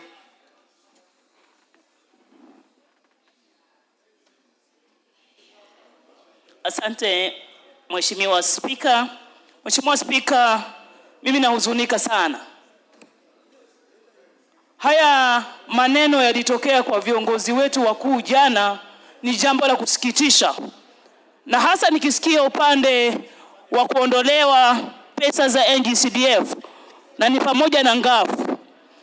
Tufikirie sisi kama wabunge, majina tumepewa. Lakini hawa wabunge hawana shida kama wale wananchi wetu waliweza kutupigia kura pale. Wale wananchi wanategemea NGCDF, wanategemea ngafu, watoto wao wasome, watoto wao waende chuo kikuu, miradi ifanywe, shule zijengwe. Na mheshimu sana baba Raila Amolo Odinga. Lakini kwa hili atufikirie sisi, na mimi wakilifi, wale wa mama wajane, walioamka saa 10 kwenda kupiga kura ya Mbeyu, machungwa 6. Wataniuliza mimi niwaambie nini? Siwezi kulipa fee, niko na mradi wa full scholarship. Watoto maskini wanategemea hizi pesa walipiwe fee. Sisi ndio tunaenda kuteseka, Mheshimiwa Spika. Mbali na ile kejeli yote ya kupewa haya majina, ni wale watoto maskini wa Kenya wanategemea pesa za NGCDF kujikimu pale mashinani. Tutawajibu nini? Sisi tutawaambia nini? Tunataka kurudi na hakuna pesa za kuwasaidia. Tutatetea vipi? Kura inakuja, bado miaka 2. Ngafu haiko. Kama zile pesa mabilioni yanaenda kwa counties na hakuna alama pale, health status mbaya, ya education imeshindikana, ile ya ECD, mambo ya maji shida. Wakilimbikiziwa hizi pesa kama zile ndogo zimeshindikana pale kwa counties, wakiongezwa za NGCDF maeneo bunge 7, 8 na ile ya Nairobi iliyo na maeneo bunge mengi, wataweza vipi kutuonyesha kazi inafanyika? Alafu sisi tutakuja hapa, Mheshimiwa Speaker, tuwe flower girls sisi women rep na wale wa mama wengine kunywa chai tu, tutakuwa tuko kibaruani. Lakini yule mtoto wa maskini wa Kenya atafanya nini? Atapiga kura vipi? Apigie nini na tumaini gani? Lazima viongozi wetu wafikirie, ni kesho kutwa tu wataitisha kura, hatutaweza kujisaidia, hatutaweza kutetea mtu. Mbeyu nitajitetea mimi na watu wangu maskini. Asante Mheshimiwa Speaker. Omboko Milemba. Thank you, Honorable Speaker. I think this is a very great opportunity from the President and the Honorable Raila Amolo Odinga to call out Parliament. And this is a great opportunity for the 13th Parliament to take this opportunity to actually deal with the elephant of corruption. You don't underrate when Raila Amolo Odinga stands up and says something. You don't underrate when President Ruto rises up to say something. And therefore, the way we deal with this matter will be very important, and the 13th Parliament has been given this opportunity. If we deal with it in a manner of only lamenting or threatening other organs and moving away from it, we shall lose it. the correct way to deal with this matter is to dissect it squarely the way the chair did put it. That we establish a commission, we establish a parliamentary committee, we establish within our own standing orders a unit that will investigate this matter to the very end. Remember, the person who spoke to this, who is the president, has intelligence, and I hear, though I did not attend the meeting, that he did indicate that he gets this raw intelligence. And then this would roll out to every other sector, including the executive and other players. If there's anything that Kenyans are crying of, is corruption. And if we are being mentioned on this wholesomely, we have to dissect it squarely and then move to the other players within the executive. Are you aware that there could be executive members who could go to the president and pick money, say they're taking that money to parliament, and they come here, they don't give money, and that thing could be going on. This could be a bigger scheme which this house can now take and look into the details. For instance, parliament has been standing with the executive. How much money did you receive when you did pass the housing bill? How much money did you receive when you passed SHA? How much money did you receive when you did deal with finance bill? And many other bills that we have dealt with. So we need to deal with these things squarely. There are many other issues that we do pass here. And if we go that direction, we shall save the Kenyans. We shall actually start dealing with the elephant of corruption, beginning with this house, and then rolling it out.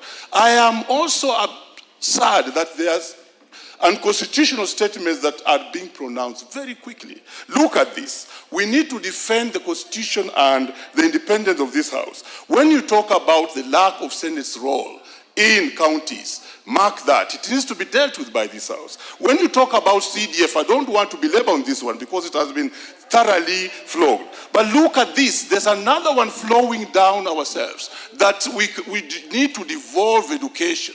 Look at what health is happening. And it also came from the two leaders. I think it was Raila Amolo Odinga that we devolve education. Health is dead. We are now speaking of devolving education to the counties. We shall not have education. So this is a very good opportunity. But look at this. Independence of the house. Time is up. Give him 30 seconds. Independence of this house can only be protected by this house. When you teach the students who are up there, you tell them that the house is independent and no any other unit, no any other body can make a law. That's what we teach. I'm a teacher. But look at this now. How many bills are we getting being referred back to the house under the article which requires that you raise 2/3 majority? Those are issues that this parliament must now stand on and make good law. David Ocheng. Thank you so much, Mr. Speaker. Mr. Speaker, I've been here long enough to know that every time we've had a bipartisan initiative, this house suffers. I remember in the 11th Parliament, when the President and Raila came together at that time on IBC, we were brought here one afternoon, we were told, pass these bills, no removal of a comma, no full stop being removed. When BBI came, the same thing. Now we have this opportunity, and I thought this would be used to bring the country together and fight these ills together. Corruption has been pointed out as the biggest ill we've had. And all those initiatives, the one of Uhuru and Raila, the one now, corruption was at the forefront to be fought. But it disheartens me, Mr. Speaker, for the President to come before members of Parliament and tell us that he knows that a governor gave people money. He knows that an MP was given money. And those governors, those MPs are not arrested. What does he want us to do? Are we police? If you're the president and you know those who are stealing, why don't you arrest them? Why do you come to tell us? What do I have to do with it? You are the president. You are saying you want to fight corruption. And you know those who are stealing. What are you waiting for? Is it our business? Everyone should carry out their functions. This president gave us a finance bill. That was very unpopular. We passed it for him. This president gave us a housing levy. Very unpopular. We passed it for him. This president has asked us to pass SHA. We sat here until 10 p.m. Passed it for him. What have we done for him? What has this parliament not done for president that he now has to come and bastardize us? What? Let him do his job. And why he's also involved in corruption, we will follow him. You can't come and name everyone else to be corrupt as if yourself you're very clean. It doesn't work like that. We have one country. We must all protect this country. We won't allow. We are not begging for CDF. We don't use CDF money ourselves. We're not begging for CDF to be kept. Senate should not beg to carry out his functions. It is not the job of Raila to tell us what the law says. It can't be. This House must take back seriously going forward. And if there's a PS or a minister stealing money, let us deal with them. But we can't allow people to come and start reading for us Riot Act as if themselves they are very clean. This parliament must reclaim its place in history. Give him 30 seconds. So, Speaker, I was very happy yesterday with our leadership. Because you cannot go before governors, abuse us, insult us, then call us. Instead of telling us why you called us, you start lecturing us on matters that you should deal with personally. Mr. Speaker, I want to request our leaders today, leadership of Parliament. Let's deal with the issue the President has raised, but let's not be beggars. CDF, we must sit here as members of Parliament, make sure that CDF is entered in the Constitution. We can't allow people who don't sit in Parliament to control what we do in this Parliament, Mr. Speaker. It's wrong, and we must deal with it. Thank you. Your time is up. Ferdinand Wanyonyi. The Speaker, I just want to take this very seriously. I'm doing my third term in this House. And this House must be respected. Members who are here, I want to tell you, you actually have lost, you are losing your integrity out there. And our discussion here, Mr. Speaker, is not because we are defending ourselves. It's because of these allegations. I would have expected head of state to call us in the Kamukunji privately and expose to us, telling us exactly what he has heard. But instead, actually, we have been exposed. I want to take this opportunity and say, whatever allegations have been given to us, Mr. Speaker, you actually, for your own sake, you actually, because you oversight us here, your name is also going to be, be there. In fact, as you go out there, the people are now dismissing us.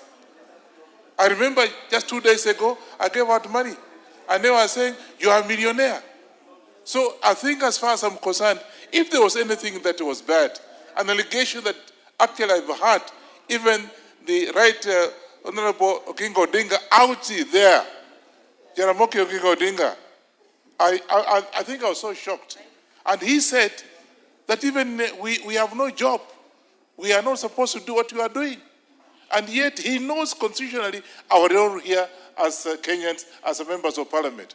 I want to take this opportunity and ask you, Honorable Speaker, get the head of state to come here and tell the Kenyans out there that was wrong. That what he said was out of order, and that so that people can, otherwise you go out there, what are people talking about us? It's bad out there. So I want to take this opportunity and request you, in your capacity, tell the head of state to come to this House and whatever he said, he apologizes. Because it's actually affecting us as leaders of this country. I think, members, that's what it is. Because out there, if you want to come back, I can tell you, it's not going to be easy. Because you are rich, you are poor, you don't take money out here because you are bribed and you are not giving money to the people out there. So, Mr. Speaker, I think I want to ask you, kindly get head of state here to come and tell this House so the Kenyans can hear that he was wrong. I think, members, actually, you agree with me. You agree with me. Let Ruto come here and tell the whole country that it was wrong for him to say what he has said. And if he's relying on King Odinga for his re-election, Oginga Odinga died in 1994. Honorable Ferdinand Wanyonyi. I was in this house with the late Jaramogi Oginga Odinga, and he died in 1994. Yes, thank you. Chonga. Asante mstahiki Spika kunipa nafasi hii.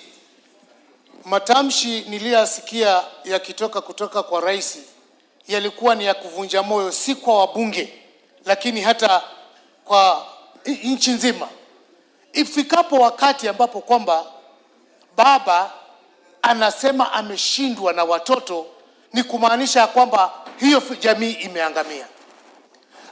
Palipo na kosa ambapo kwamba mtoto amekosea, baba anatakana asimame na aweze kupeana mwelekeo. Nchi nzima, ulimwengu mzima, ukitaja mambo ya ufisadi, Kenya tunapewa position. Kuna mahali Kenya inaonekana kwa upande wa ufisadi. Ufisadi ule ni wabunge ndio wao wamefanya ufisadi ule. Mbona tusichukue nafasi na wakati wa kujua exactly shida iko wapi? Ni jambo la kuhuzunisha. Nimemsikia mwenzangu hapa akizungumza ya kwamba jana akifika nyumbani bibi yake anamwangalia mifuko. Mimi nimetoka mashinani, Mheshimiwa Spika, nasikia njaa, lakini bibi yangu swali la kwanza ananiuliza, huu maskini tuko nao wa nini kiwa nyinyi mnabeba mabilioni haya yote huko nje, unapeleka wapi? Uko na bibi mwingine? Uko na warembo? Ama hii pesa inaenda wapi? Ile nafasi ya kuitwa mheshimiwa mstahiki Spika, sasa hiyo mheshimiwa umeshatoka. Tumekuwa wadharauliwa. Mbali na hayo yote ambayo kwamba sisi tunapambana nayo tukitetea hususan serikali ya Mheshimiwa Rais Ruto. Mimi hapo nyuma, Mheshimiwa Spika, ulikuwa unanijua. Nikisimama mimi nilikuwa najua napeleka mawe yangu wapi. Nimepunguza utambi kwa sababu tunataka Kenya ionekane moja.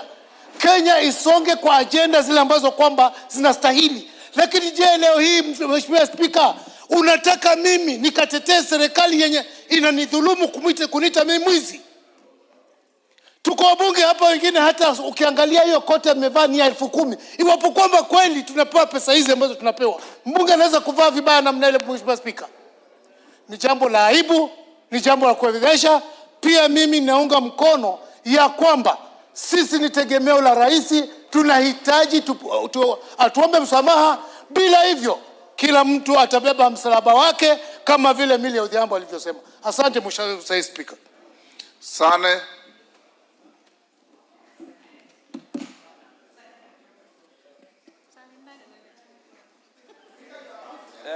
Thank you, Mr. Speaker. You have always stood to support the dignity of this House. Mr. Speaker, the former President Uhuru Kenyatta was on record having said that his government is always daily losing 2 billion shillings in corruption. Corruption is widespread in the executive than is being betrayed. Parliament is non-corrupt, Mr. Speaker. Mr. Speaker, 2 words were being used. Extortion is a dirty word. It means getting money forcibly. Better corruption. Corruption means using your office or your power to at least get something. So it was very rude, unacceptable, unpalatable to call us extortionists, Mr. Speaker.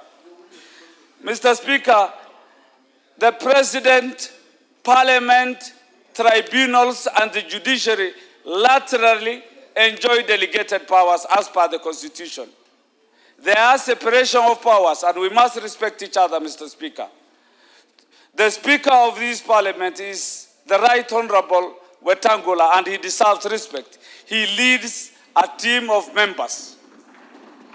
You must be respected, and by extension, we deserve that respect. We conduct business as per the procedures and the Constitution, Mr. Speaker. Mr. Speaker, we have been behaving as if we were conveyor belts for the executive.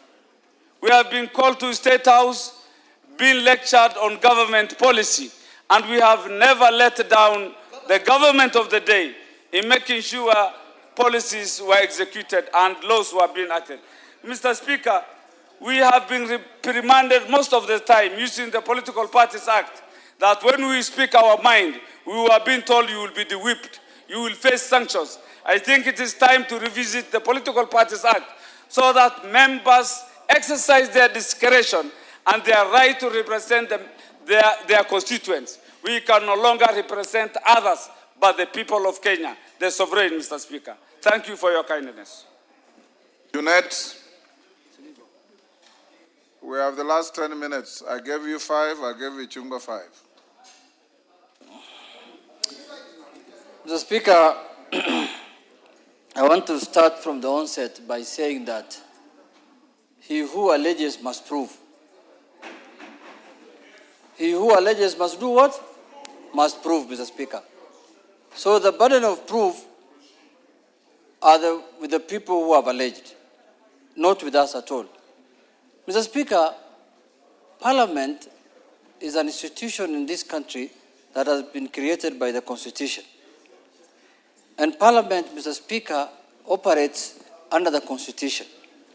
It's an arm of government that every Kenyan who thinks of leadership aspires to be, Mr. Speaker. Mr. Speaker, I have said on this floor before that people think coming to Parliament is an easy thing.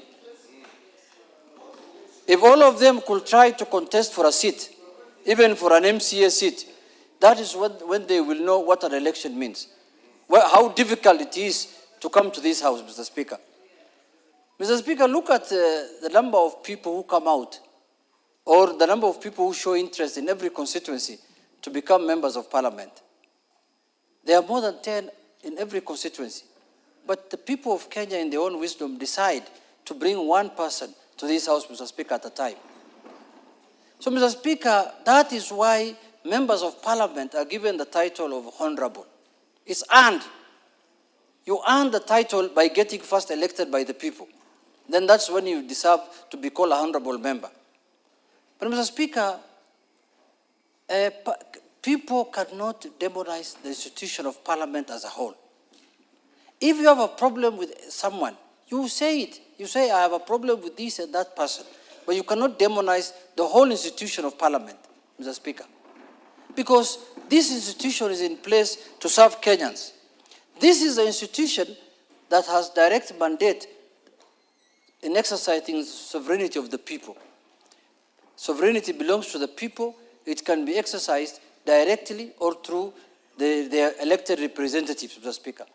An elected representative of the people, other than the MCS, are only found in Parliament. All other, and the president who is also elected. But Mr. Speaker, all the other people who are operating in this country, in these offices, are all exercising delegated mandates. So, Mr. Speaker, my position is, as the leadership of this House, Mr. Speaker, as the minority leader, Mr. Speaker, we will defend Parliament to death. We will defend Parliament to the last breath, Mr. Speaker. We will not sit down when people want to degrade Parliament or they want to use Parliament as a punching bag, Mr. Speaker, also as a bogeyman, Mr. Speaker. Mr. Speaker, corruption is a menace in the whole country. It has permeated the whole society. There is corruption in the executive, there is corruption in the judiciary, there is corruption in Parliament.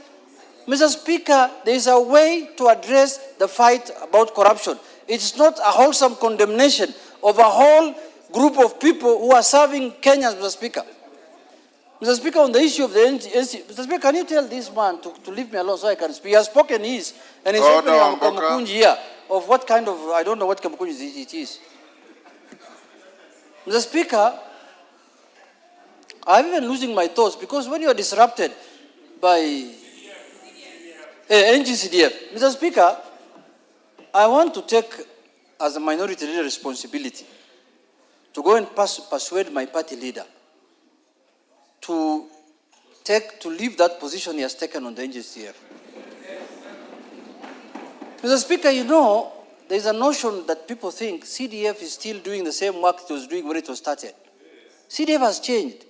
CDF now is only doing functions that are not devolved. It's doing functions that belong to national government. Education, security issues, and issues that are related to national government. CDF is not doing any devolved function. They are not doing county government functions. Even if, a member said here, even if,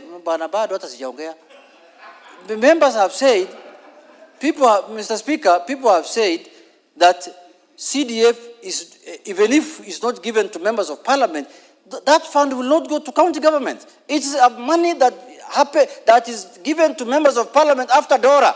We do the division of revenue, money is separated into devolved functions and national functions. This money is coming from the national fund. Chep Congo wants to inform you. Do you want information? Yes, Mr. Speaker.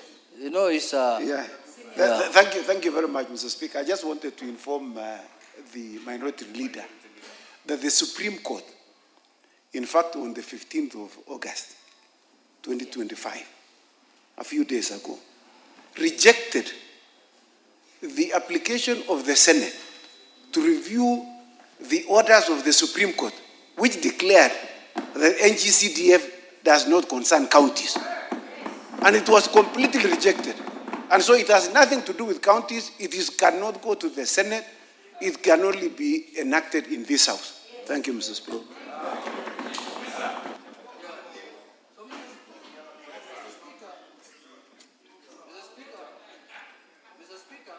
What's happened to the mic? Mr. Speaker, I want to say this, that I agree with the Honorable Chepkonga, that CDF has got nothing to do with the devolution. CDF, if this fund is not sent to constituencies, the national government can send it to county commissioners. They can say, county commissioners, go and build schools, go and build dams, chief's offices. Nothing stops the national government from taking this money to anybody they can even take it to chiefs. Chiefs can go and build even their offices themselves. So, Mr. Speaker, first we have to acknowledge that this fund has nothing to do with devolution. It's not taking money that belongs to devolved entities, Mr. Speaker. But, Mr. Speaker, lastly, I want to say that, you know, only important people are normally bashed. When you see the president accusing us of many things, or by my party leader, they know how important this House is. That is why they you know, let us not also take them very serious. Because, you know why I'm saying that? Because everything also they want to do must come through this House. Even if for you to dissolve this NGCDF, there must be some work to be done here in Parliament. Who is going to do it? So, Mr. Speaker, let them have their say. We are going to have our way. That's the position. Let us give them the freedom to to have their say, and we also have our way. But what we know, Mr. Speaker, corruption is not peculiar to Parliament. Corruption, if it is corruption everywhere, and it must be fought in that manner. But if you want to make it sectional, Mr. Speaker, then you will lose the war on corruption. But finally, Mr. Speaker, my final word is that let us come together.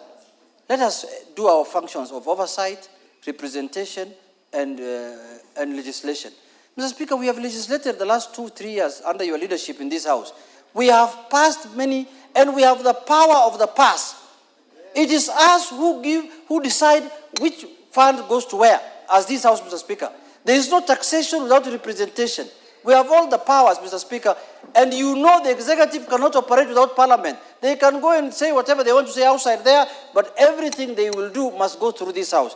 Mr. Speaker, if there are allegations of corruption on anyone among us, everybody will carry his own cross. So there is no need of condemning the whole House as a group, Mr. Speaker. With those few words, Mr. Speaker, I want to say, members, don't be annoyed. We will deal with these people perpendicularly. We know how to deal with them. Just keep quiet. Majority Leader, what is your point of order, Meli? Thank you, Mr. Speaker. Mr. Speaker, I don't want to interrupt the Majority Leader. But, Mr. Speaker, when Honorable Njeri has come to the House, and I know because she fears her political leaning nowadays has stopped her from speaking. But can you use your standing order number 1, especially for a lady who is young and who is emulating me, just to declare that she's exceptionally well dressed? Order, Honorable Millie Odhiambo. The Speaker can only rule you improperly dressed. I have no capacity to declare the excellence of your dress. Majority Leader, go on. Thank you, Honorable Speaker. Order, Jerry. The Speaker has no capacity to say comic exceptional relief. dressing. Millie has a very sharp eye. Honorable Njeri passed just in front of me here and I hadn't noticed, unfortunately. Honorable Speaker, let me join members and maybe just start off from where Judith has I think stopped. the only exception I see is that the gracious lady is wearing something that looks like a cheetah. Or a leopard. You can be certain, Honorable Speaker, if she was here earlier, she would never have recognized any of the footballers that you are mentioning from back those days. Just like the Honorable Joseph was asking who are those the Speaker is mentioning. Because they were not born by then, Honorable Speaker. But that is the beauty of this House, Honorable Speaker. And it tells you that in this House, Honorable Speaker, we have men and women, as Honorable Juneta has said, who have been elected by the people to come and represent them and oversight government on behalf of the people. Therefore, Honorable Speaker, when we oversight the executive and the judiciary, because we have that singular role as enshrined in this constitution, we don't do it as a favor to anybody. Not to the president, not as a favor to those serving in the executive. We do it on behalf of the people. Therefore, I want first to encourage members that nothing and nobody should instill fear in you in doing your work as members of parliament. Because you are duly elected by the people of Kenya to exercise oversight even over the executive, even the office of the president, and even the president himself.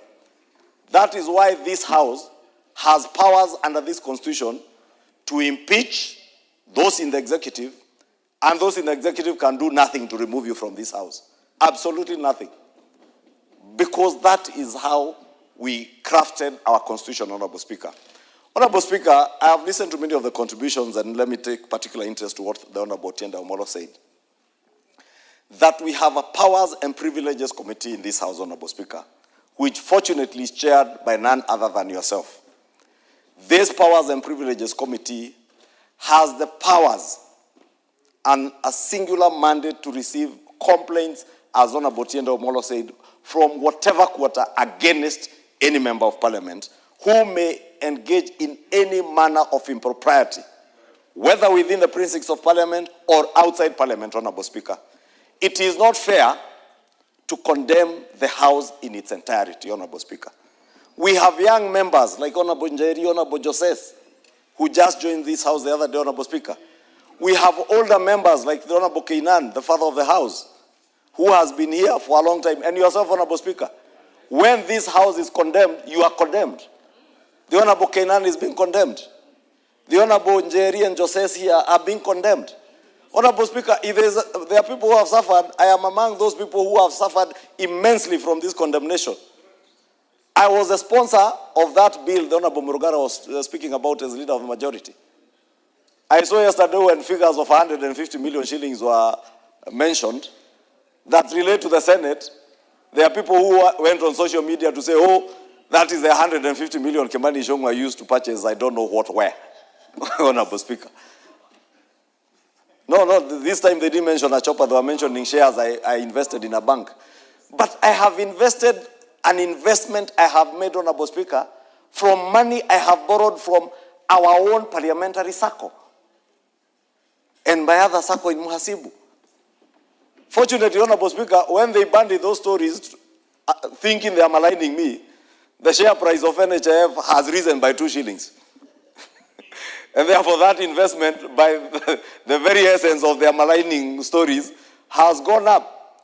And today I can liquidate them, pay off my loan, and walk home with a clean, tidy amount, tidy sum. But you cannot vilify me for that. Nobody should vilify any member of parliament because they are members of parliament, Honorable Speaker. When we vilify one person in this house unfairly, we are vilifying the institution of parliament. And we must protect and defend as strongly as we can the integrity, not of even ourselves as individuals, but of the institution of parliament. Because this institution is there to oversight. And we cannot have...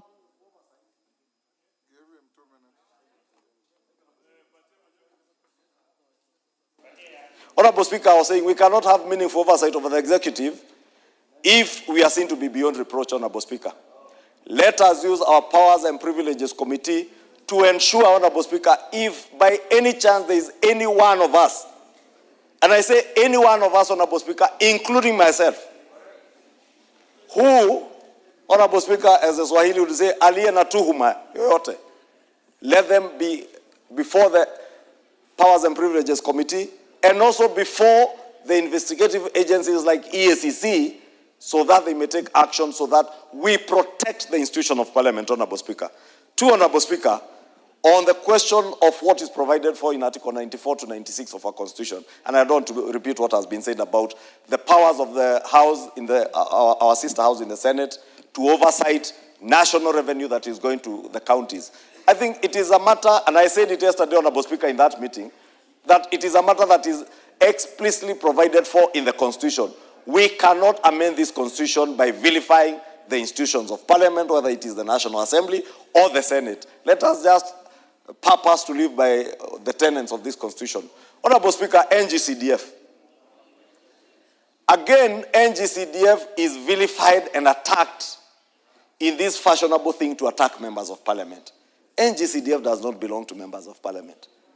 The Kikuyu NGCDF does not belong to Kimani Ichung'wah. Neither does the Eldasa NGCDF belong to the Honorable Kenan Mohammed. Aden Kenan. Honorable Speaker, NGCDF belongs to the people of Kenya, to the constituents who have elected us to come and represent them here. We oversight NGCDF just like any other fund in government.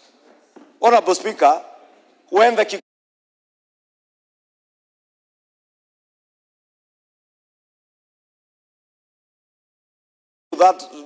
to their sittings, they called my fund manager and the board officials here, the board CEO, NGCDF board CEO. Therefore, Honorable Speaker, we must also protect NGCDF, not for our own sake, not because we have anything to do with NGCDF, because it has everything to do with delivery of public good and services to the people who have elected us to represent them, Honorable Speaker.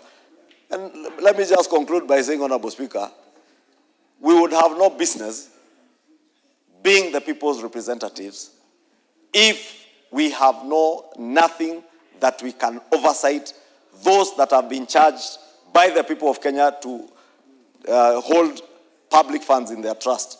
Then we have no business being members of parliament if we can't oversight. We will have no business being members of parliament if you will be able to go to your constituency.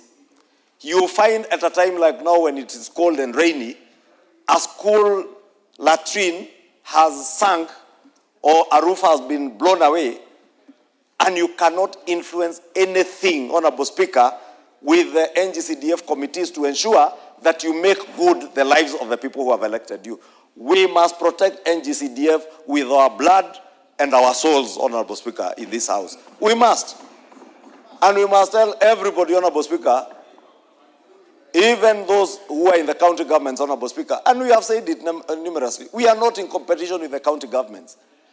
NGCDF, as Chepkonga has said, the new NGCDF Act of 2015 makes it very clear what role NGCDF plays in education, in security, Honorable Speaker.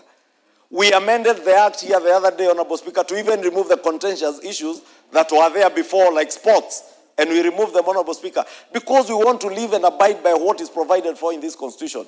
Therefore, Honorable Speaker, let me say, we must, as a House, stand together, stand strong, and walk with our heads high, Honorable Speaker, if you have nothing to be suspicious of anything you do. Finally, Honorable Speaker, let me ask ourselves, the things we say, the things we do out there also portray something of us. The things that were said here of the finance bill last year, Honorable Speaker, that members were being paid to vote this and that, Honorable Speaker, those are the things that lower the dignity, and we keep saying, lower the dignity of this House and entertain even those who are vilifying and entertaining things being said against us, Honorable Speaker. I beg, Honorable Speaker, to end there, and thank you. Honorable members, let me thank you as a House, particularly the Honorable Murugara and Honorable Wandeto, for having found it within their powers and necessary to bring the statement and the motion which I didn't approve, but which I informed the House and allowed Honorable Wandeto to have the first bite. Honorable members, as your Speaker, I shall always be your first and last line of defense to your integrity and to the dignity of this House. I want to encourage us, in the words of the Honorable Minority Leader, as leaders, we cannot insulate ourselves from criticism, both fair and unfair, because that's the cost of leadership. When you are in leadership, you fall under the category of what one writer says, that when you meet people, 30% will like you without even hearing anything from you or knowing who you are. 30% will hate you without knowing who you are or hearing anything from you. It is now up to you to convince the remaining 40% to like you or to hate you. That is the paradox of life. And I want to encourage us, as a House of leadership, to be above irritations, to be above any temptations to have a short fuse on issues, because you are leaders. And when you are a leader, you cannot sit there and expect to hear only things that please you. You also hear things that don't please you. And sometimes when we hear things that don't please us, they raise us to a higher calling to ensure that things are done differently. I also advise that when something is said against you, if it is not true, you ignore it. If it is true, you do something about it. Then we move on. There was a very high state of anxiety and anger. Many members called your Speaker, expressing displeasure, expressing anger, and wondering what direction we are headed. But that we have had an opportunity to speak. And to those who haven't spoken, I'm sorry, the time was not enough. We can't all speak on the same subject. And to members like the Honorable Salasia, when we have a motion like this, the Speaker gives priority to members who are regularly here. If you are not regularly in the House, you are unlikely to get the favor of the Speaker to speak simply because this is topical. There are members who sit here for hours waiting to speak. Sometimes they don't even get the opportunity to speak. Those are my priority. If Dr. Nyikal was in the country, I know he's out in Japan. He's like the new Martin Shikuku.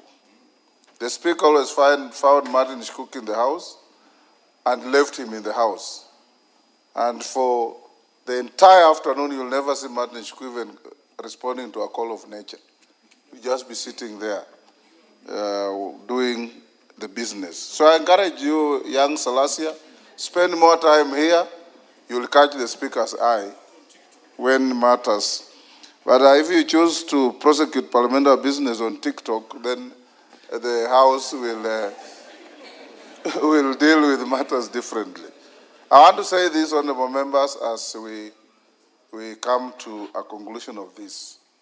I think Jeanette said it very well. Everybody has their say, you have your way under the Constitution. You hold the power of the purse, you legislate. Even the next motion is going to deal with your authority over an executive order that is not in compliance with the law. That is the power you have. And that's the power the Constitution has given you. So I want to urge all of us here that our integrity must be beyond reproach. We must be like Caesar's wife, whom nobody could suspect. And I want to say, honorable members, that given what has been said, what you know, and what goes on, this House has sufficient mechanisms under the Constitution and under the law, whether it's conflict of interest law, whether it's leadership and integrity law, whether it is powers and privileges law, or the anti-money laundering, all those to handle issues that come before us. And I want to assure you that I have received some letters about members that I would have presented to the agencies on different things. Sometimes I call you, I talk to you, and you correct your ways. Let's also uphold our integrity. I have given you an opportunity this afternoon. Waswahili wanasema muwe mkala, lakini haki yake mpe. And by giving you haki yenu, you have exercised your right of reply in the matter. So I want to encourage us that let's now lower the anger, be the leaders that we are, and transact the business of the House in the manner we always do. I know that some members who are not happy, and rightly so, because if you are not within the bracket of those who are bent, and you say everybody's bent, then you create serious issues. You know, in my community, we say there's no little stream that does not have a snake. Every stream has its snake. And like Parliament, we probably also have our snake. Yes, we will probably also have our snake. So the leaders, Ichungo and your group, Juneta and your group, have regular get-together. Luckily, this matter comes at a time when we are retreating with the entire leadership of the House to Mombasa tomorrow. And among other things, we will also have a colloquium with the judiciary to discuss about our relationship so that we can also face each other and ask each other hard questions. If you have time, watch a movie called The Star Chamber. The Star Chamber, where beyond formal decisions, there are decisions on issues, so that you can be able to also look at each other in the eye and tell each other the stark truth, that you know what I know, and you know I know what you know, and going forward, let's not act in a manner that says, don't say, don't ask. Thank you, honorable members. We'll now go to the next business, but the decorum you have displayed reaffirms what everybody expects, that this is a house of reason, this is a house of sobriety, this is a house of maturity, and this is the nerve center of the Republic of Kenya. You are the representatives of the people of Kenya. They have donated this power under the Constitution to you, to levy taxes, to appropriate those taxes, and to audit those taxes through oversight. It can't be any better than that. Let's live to that billing. Thank you, honorable members. As your speaker, you've seen today in one of the papers that is rapidly degenerating from a respected paper to not just a tabloid, but a gutter. Putting the two speakers on the front page and you read the story, there is no relationship whatsoever. But as leaders, we're used to this. They will do this, they will give up. What is important is focus on what you are doing. Winston Churchill said, you'll never finish your journey if you stop to throw stones at barking dogs. Focus on your journey, and you'll do things right. Thank you.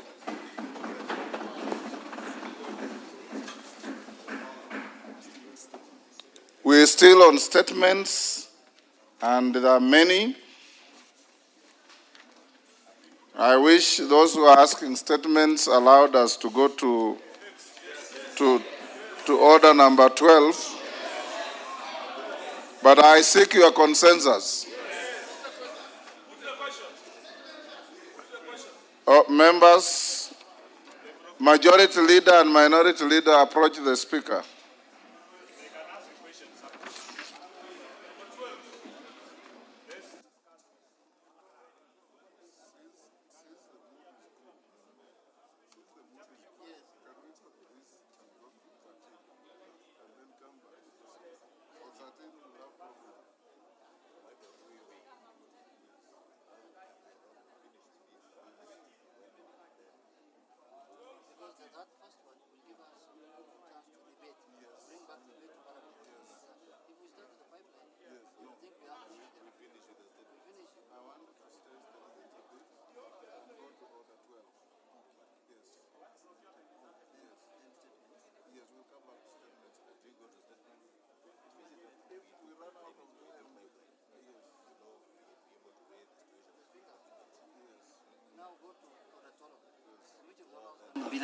Order, honorable members. Order. Members on their feet, take your seats. Honorable members, after consultation with your leaders, we are in a common agreement that we hold on the statements and go to order number 12. And you know order number 12 directly affects you. So you'll have to declare your interest. Okay, clerk, call out order number 12. Order number 12, motion. Consideration of the Public Procurement Regulatory Authority Circular number 4 of 2025. Honorable Chair, Committee on Delegated Legislation.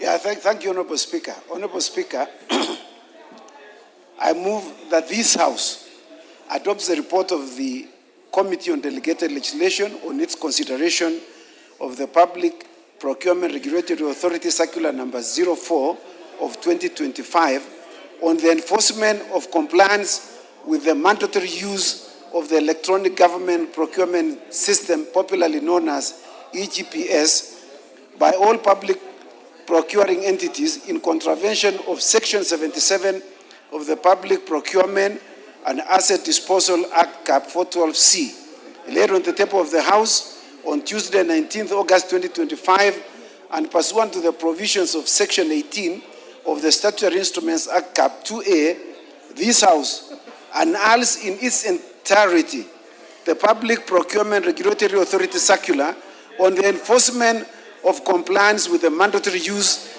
of the Electronic Government Procurement System, popularly known as EGPS, by all public procurement entities, published as Circular number 04 of 2025 for the following reasons.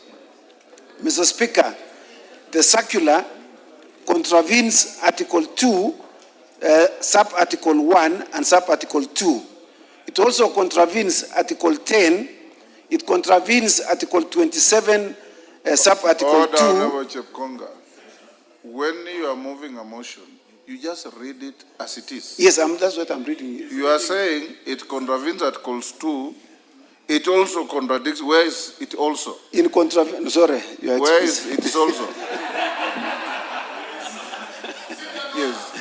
For the following reasons. One. Yeah, for the following reasons, Mr. Speaker. Yes. Contravention of Articles 2, Sub-Article 1 and 2, Article 10, Article 27, Sub-Article 2, Article 94, Sub-Article 5, and Article 2 to 7 of the Constitution relating to supremacy of the Constitution, the national values and principles of governance, including public participation, transparency, and accountability, equality including enjoyment of all rights and fundamental freedoms, power to make provisions having the force of law, and contracting for goods or services with a system that is fair, equitable, transparent, competitive, and cost-effective.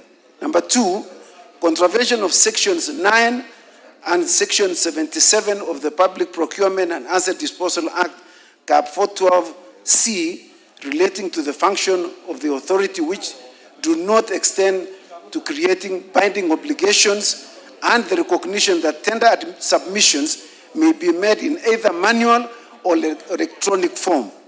And 3, contravention of section 2, 6, section 11, section 13, section 22, and section 24 of the Statutory Instruments Act, Cap 2A, relating to interpretation of statutory instrument, submission of a regulatory impact statement on each statutory instrument, requirement for public participation, publication, and tabling of statutory instruments before Parliament, and the exercise of powers in making statutory instrument. Mr. Speaker, I beg to move. Mr. Speaker, the import of this circular, Mr. Speaker, originates, we know, you know, but just to set the stage, Mr. Speaker. During the morning sitting, Mr. Speaker, of the National Assembly on 14th of August 2025, the Honorable George Murugara, Member of Parliament, rose on a point of order seeking clarification from the House on the Public Procurement Regulatory Authority Circular number 4 of 2025, dated the 12th of August 2025, on the enforcement of compliance with mandatory use of electronic government procurement system by all procuring entities.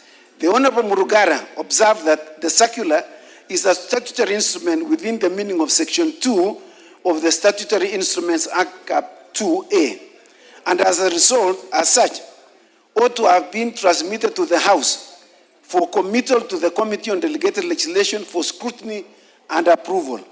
The Honorable Murugara noted that the circular appeared to have the force of law by declaring that failure to comply would constitute an offense, thereby making it imperative for the circular to undergo the requisite parliamentary scrutiny.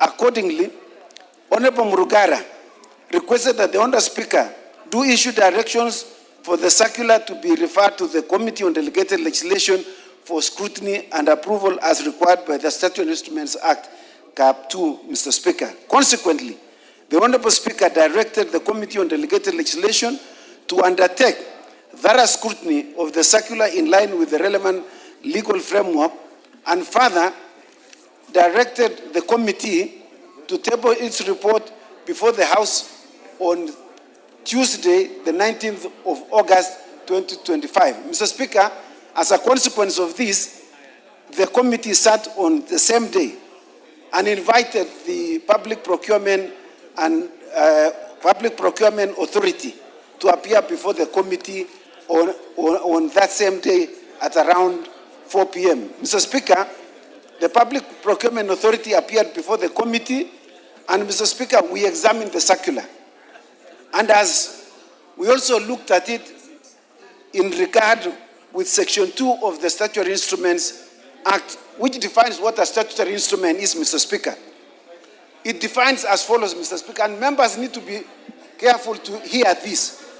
It states as follows, that a statutory instrument is any rule, order, regulation, directive, form, or any other instrument issued or made or established in the execution of a power conferred by or under an act of Parliament. Mr. Speaker, this circular makes an attempt and purports to exercise some statutory power by evading this House and giving direction and creating offenses, Mr. Speaker, on issues that this House has pronounced itself. And Mr. Speaker, I just want to mention just a few sections, Mr. Speaker, of the law that it contravenes. No, Mr. Speaker, no, it's important for purpose of record, Mr. Speaker, lest we are assumed to have contravened. Mr. Speaker, Section 77 of the Public Procurement and Disposal Act, Mr. Speaker, is absolutely very clear. It states as follows. It says that submission of tenders, documents, whether in electronic or manual form, shall be in writing, signed, and in the case of manual submission, they shall be sealed in an envelope. Mr. Speaker, this is still law.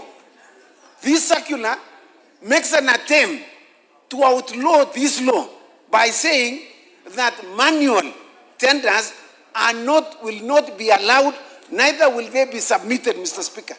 What does that mean, Mr. Speaker? Mr. Speaker, this is in contravention of Article 94 of the Constitution, which clearly says there is no person under the sun in the borders of the Republic of Kenya who has power to make anything that has a force of law, Mr. Speaker. Mr. Speaker, Mr. Speaker, this circular makes an attempt to amend our law, which we passed in this House, to outlaw manual process and saying it is only the electronic process, Mr. Speaker. Mr. Speaker, the Constitution is very clear, Mr. Speaker. The Constitution of this country is very clear, Mr. Speaker. Article 2 of the Constitution, Mr. Speaker, on the supremacy of this Constitution, it states as follows. This Constitution is the supreme law of the Republic of Kenya and binds all persons and all state organs at both levels of government. And the most important one, Mr. Speaker, is sub-article 2. No person may claim or exercise state authority except as authorized under this Constitution. And under this Constitution, Mr. Speaker, it also includes the laws that this House makes. So if you purport, Mr. Speaker, to exercise the authority of this Constitution without following the due process, that process, Mr. Speaker, is unconstitutional. Mr. Speaker, this circular purports to enforce certain procedure, Mr. Speaker, and amend the law without public participation as required by Article 10 and Article 118 of the Constitution. Mr. Speaker, the courts have made it absolutely clear, it's like day and night, that public participation is mandatory and it is important in every legislative making authority. And so, Mr. Speaker, if they wanted to exercise any legislative authority, they should have undertaken public participation to amend Section 77 of the Constitution. Mr. Speaker, Article 27 on equality and freedom of discrimination. It states very clear, Mr. Speaker, that every person is equal before the law and has the right to equal protection and equal benefit of the law, Mr. Speaker. Mr. Speaker, if you enforce the electronic process, Mr. Speaker, we are aware some parts of this country do not have internet, Mr. Speaker. How do you want someone in Samburu, in outlying areas of Mandera, in Kerioval, Mr. Speaker, where there's no signal, for them to participate in tender process that is called EGPS, Mr. Speaker? In Tana River, Mr. Speaker. Mr. Speaker, and I want to say this as a former Director General of CCK. If it is true that the internet is across the country, why do they have Universal Service Obligation Fund, Mr. Speaker? That is intended to ensure that internet and telecommunication services reach all over the country. And that is the reason why it is there. It is recognized that telecommunication services are not available across the country, Mr. Speaker. So to make EGPS mandatory, Mr. Speaker, is to make it discriminatory to other Kenyans who do not have that service, Mr. Speaker. Mr. Speaker, the PPRA makes an attempt to quote Article 227, which deals with fairness and equitable transparency, competitive and cost-effective. Mr. Speaker, in the spirit of fairness, you cannot implement EGPS when you know other parts of this country cannot participate, Mr. Speaker. In fact, Mr. Speaker, you are telling us that the Mama Mboga has to enter into a EGPS to supply mboga to schools, to supply cabbages to schools, to supply milk to schools. Mr. Speaker, is that even possible?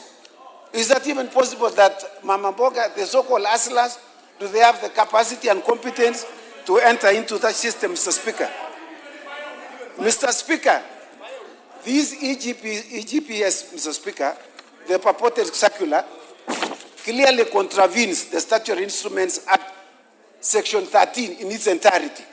In its entirety, Mr. Speaker, there was no public participation. It was not brought to this House within 7 days. The Speaker has not committed it to the Committee on Delegated Legislation, and all other parts of that Section 13 of the of Statutory Instruments Act, Mr. Speaker.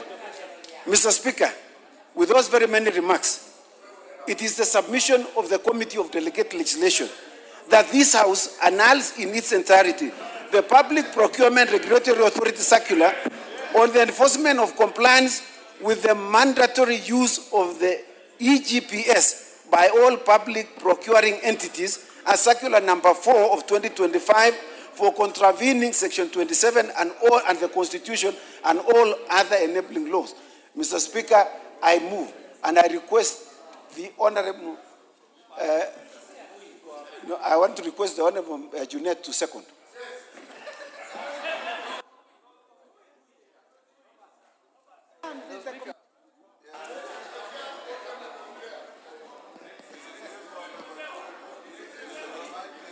Okay. Mr. Speaker, this matter is very simple. Mr. Speaker, this is the easiest matter before the House, because the law says, the law, not a circular, not regulations, not any letter of communication from any minister, the law. The law says that you are allowed to use electronic or manual procurement system. So if you want to tell the country to use only electronic system, the first thing you do is to change the law. You start from there. This circular is just a piece of paper. This one written by which ministry is that? This is just this is an opinion is given to the ministries. Because where there is a law, you cannot change the law by a circular. You can only change the law through parliament. And that's why I was saying in my earlier contribution that people don't know the powers we have. They will realize our power is slowly. Then they will realize these are the people who matter in this country. But more importantly, Mr. Speaker, you know, this thing reminds me something. In last parliament, the governor of the central bank issued also a circular saying that people cannot deposit more than 1 million shillings without explanation or withdraw more than 1 million shillings from their accounts through a circular. So we came to the House here, we brought him to the House himself and told him, why don't you bring regulations so that we can pass it, so that it can have the force of law. The man left here, instead of bringing the regulations, he sent someone to court to injunct Parliament from doing their work. Even now, those people who are being asked questions in the banks when you're withdrawing over 1 million, you should just ignore them. There is no law that bars anybody from withdrawing. You don't have to explain anything to withdraw your money. So people are being taken as fools by the banks that they will tell you, can you fill this piece of paper to tell us where the money is going? Just write, the money is going to my house, and there's nothing they can do. But Mr. Speaker, this is a warning to the executive. This is a warning to the executive that the only entity, the only body, the Constitution has given powers to make law is Parliament. No other person can do anything that will have force of law other than Parliament. So if you want to enforce anything, please bring it to Parliament. That is our work, that's our business, and that's why we are here. So this one should just be thrown out immediately, Mr. Speaker, with unanimous ayes, so that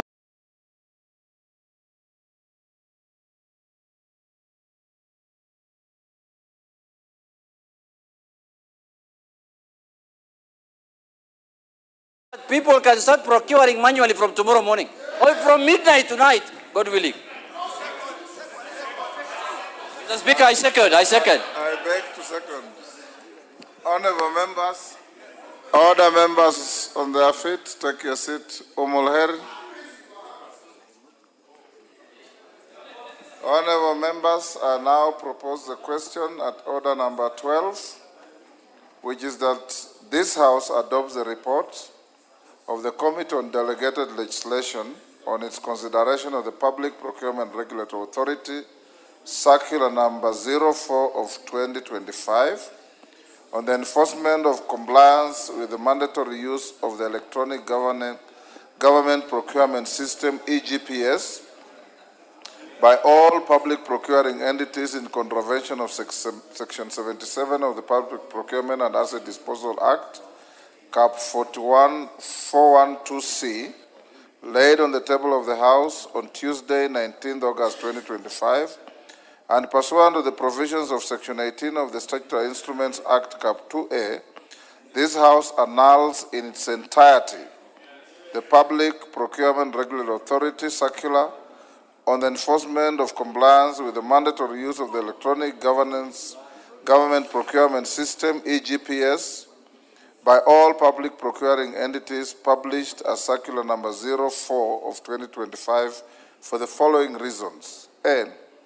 One, contravention of Articles 2, 1 and 2, 10, 27, 2, 94.5 and 227 of the Constitution relating to supremacy of the Constitution, the national values and principles of governance, including public participation, transparency and accountability, equality, including enjoyment of all rights and fundamental freedoms, power to make provisions having the force of law, and contracting for goods or services with a system that is fair, equitable, transparent, competitive, and cost-effective. 2, contravention of Section 9 and 77 of the Public Procurement and Asset Disposal Act, Cap 412C, relating to the function of the authority, which do not extend to creating binding obligations and the recognition that tender submissions may be made either manual or electronic form. And 3, contravention of Section 2, 6, 11, 13, 22, and 24 of the Statutory Instruments Act, Cap 2A, relating to interpretation of a statutory instrument, submission of a regulatory impact statement on each statutory instrument, requirement for publication and tabling of a statutory instrument before Parliament, and exercise of powers in making statutory instruments. There are some members who have approached me saying they want to speak. Do I put the question? Yes. Is that the mood of the House? Yes. I now put the question that the Speaker now puts the question to order number 12. As members of that opinion, say aye. Aye. Will those of the contrary opinion say nay? Aye. The ayes have it. Honorable members, other members at the back, take your seats. I have not put the question yet. Take your seats. Honorable Ngeno, take the nearest seat. Take your seats. Honorable members, I now put the question at order number 12, which is that this House adopts the report. Order. That this House adopts the report of the Committee on Delegated Legislation on its consideration of the Public Procurement Regulatory Authority Circular Number 04 of 2025 on the enforcement of compliance with the mandatory use of the electronic government procurement system, EGPS. Order. Order. Kwenya and your colleague, order. EGPS by all public procuring entities in contravention of Section 77 of the Public Procurement and Asset Disposal Act, Cap 412C, laid on the table of the House on Tuesday, 19th August 2025, and pursuant to the provisions of Section 18 of the Statutory Instruments Act, Cap 2A, this House annuls in its entirety the Public Procurement Regulatory Authority Circular on the enforcement of compliance with the mandatory use of the electronic government procurement system, EGPS, by all public procuring entities, published as Circular Number 04/2025 for the following reasons. 1, contravention of Articles 2, 1 and 2, 10, 27, 2, 94.5, and 227 of the Constitution, relating to supremacy of the Constitution, the national values and principles of governance, including public participation, transparency and accountability, equality, including enjoyment of all rights and fundamental freedoms, power to make provisions having the force of law, and contracting for goods or services with a system that is fair, equitable, transparent, competitive, and cost-effective. 2, contravention of Section 9 and 77 of the Public Procurement and Asset Disposal Act, Cap 412C, relating the function of the authority which do not extend to creating binding obligations and the recognition that tender submissions may be made in either manual or electronic form. And 3, contravention of Section 2, 6, 11, 13, 22, and 24 of the Statutory Instruments Act, Cap 2A, relating to interpretation of a statutory instrument, submission of a regulatory impact statement on each statutory instrument, requirement for publication and tabling of a statutory instrument before Parliament, and exercise of powers in making statutory instruments. As members of that opinion say aye. Aye. Will those of the contrary opinion say nay? The ayes have it.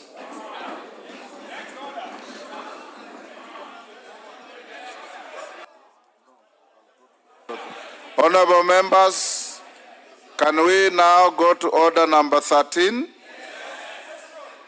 Call out order 13.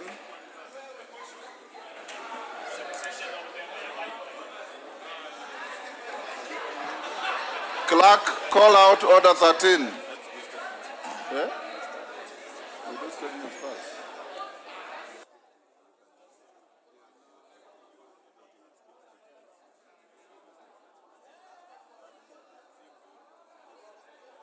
Honorable members, I had overlooked the fact that we had skipped statements.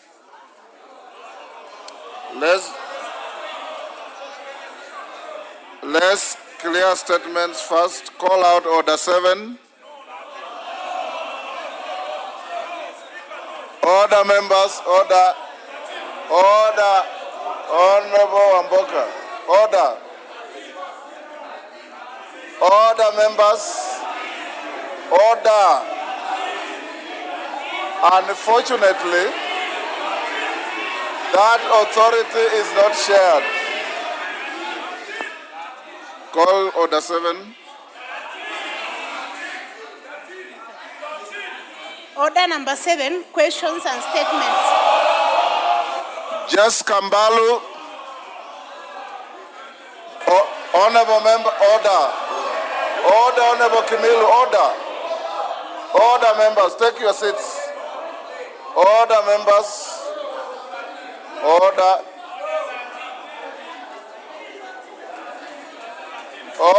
Order, Honorable Kimilu, you are getting disorderly. Order. Honorable members, unfortunately, that authority is not shared. It is the Speaker's authority. We have called out statements. Jess Kambalu. Jess Kambalu. If Jess Kambalu is not there. I am. Oh, go ahead.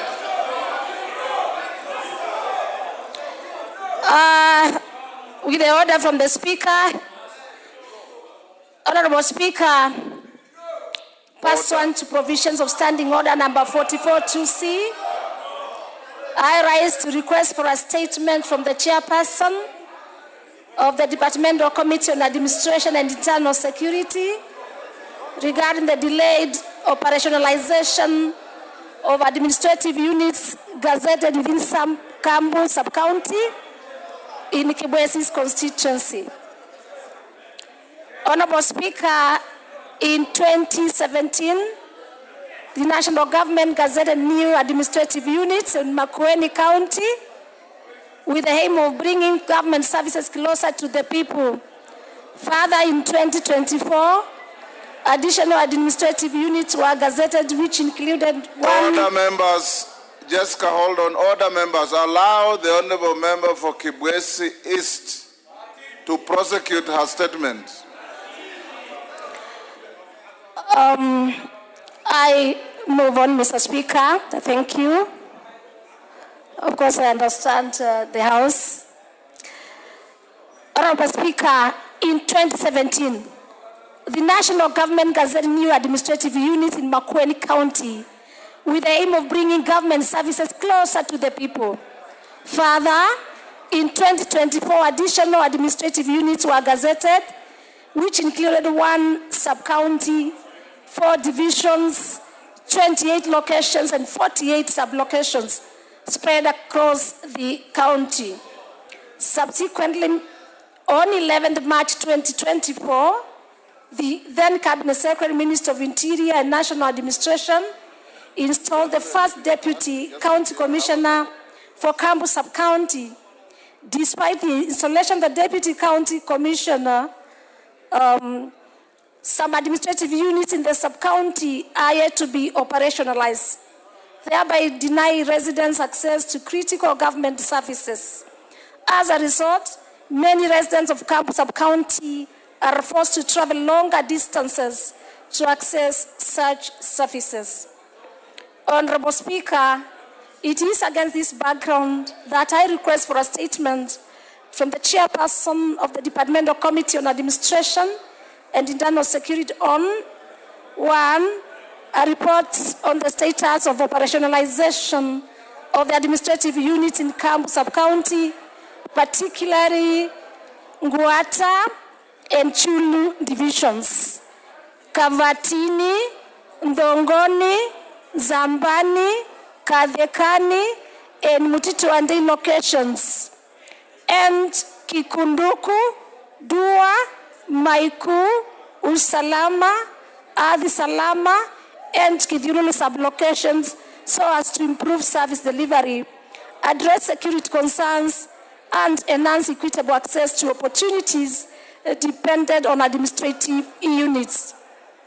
2, steps being taken to ensure that the Deputy County Commissioner and police officers within the administrative units in Kambu Sub-County are provided with vehicles, given that the vast size of the area, including posting of additional police officers and administrative officers. And 3, measures being taken to operationalize the gazetted administrative units in Kambu Sub-County and the timeline for their activation.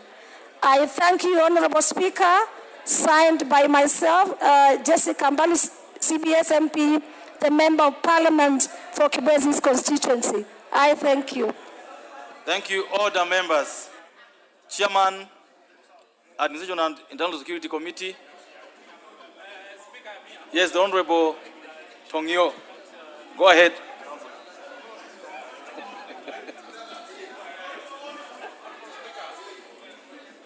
The Honorable Tongoyo, how long, and I hope you heard that question. Okay, how long do you need to respond to this? Give the Honorable Tongoyo the microphone. The Honorable Karoli, there's nothing out of order, and you know that very well. Go ahead.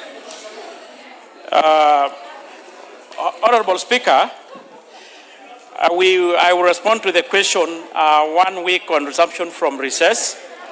But I want to add, Honorable Speaker, you know, the issue of operationalization of several units across the country has been actually extensively addressed by the CS severally on several occasions, that all of it is a result of lack of funding.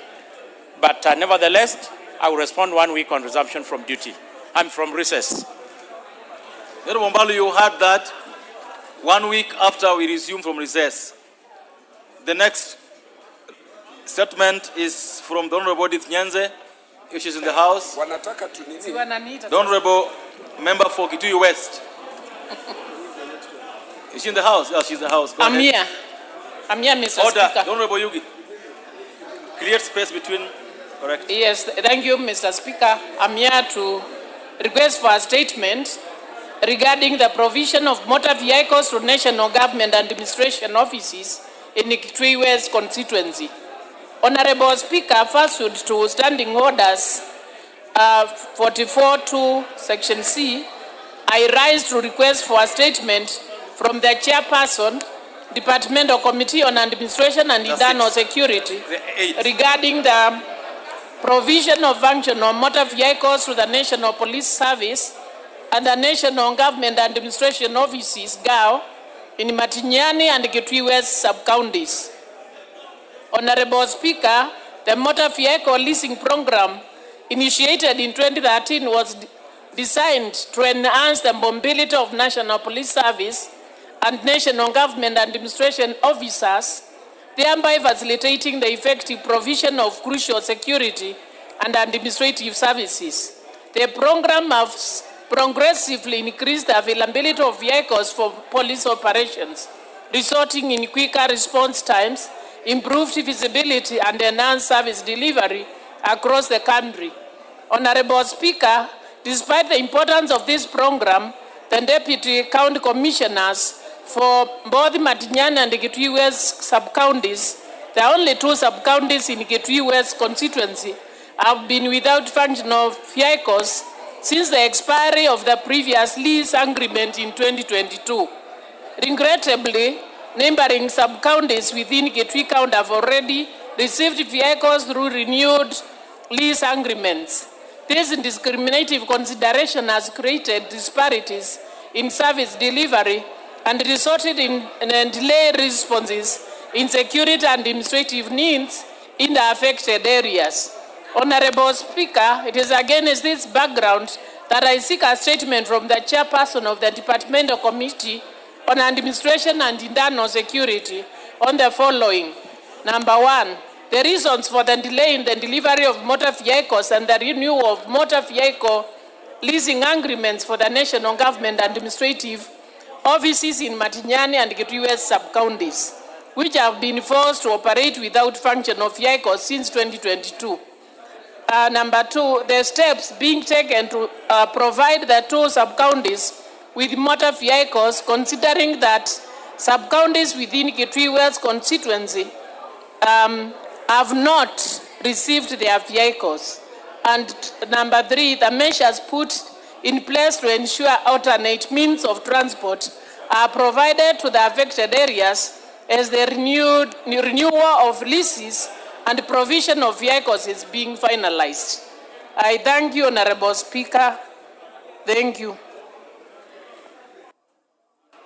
Honorable Tungoyo, this is directed to you, and this is not an isolated question, Honorable Tungoyo, and this isn't about Kitui West. You know that. Yeah. This is a national issue, so we need to get a proper answer to this kind of statement. Go ahead. Thank you, Honorable Speaker. And as you had actually well put it, it is a question that keeps coming out every other time on the floor of this House.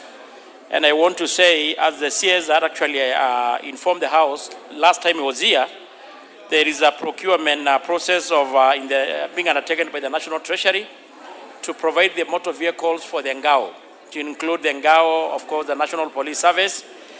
Nevertheless, Honorable Speaker, maybe 2 weeks on resumption, I can able to come with a comprehensive response. Honorable members, the question asked by the member of Kitui West is a very important question. It's about motor vehicles for all offices in the country. And the chairman has said 2 weeks after recess, he'll bring a report. We hope he'll bring a report that helps to make the decision better. The member for Langata. Member for Langata. The member for Kaiti. What is the order, Honorable Tiende?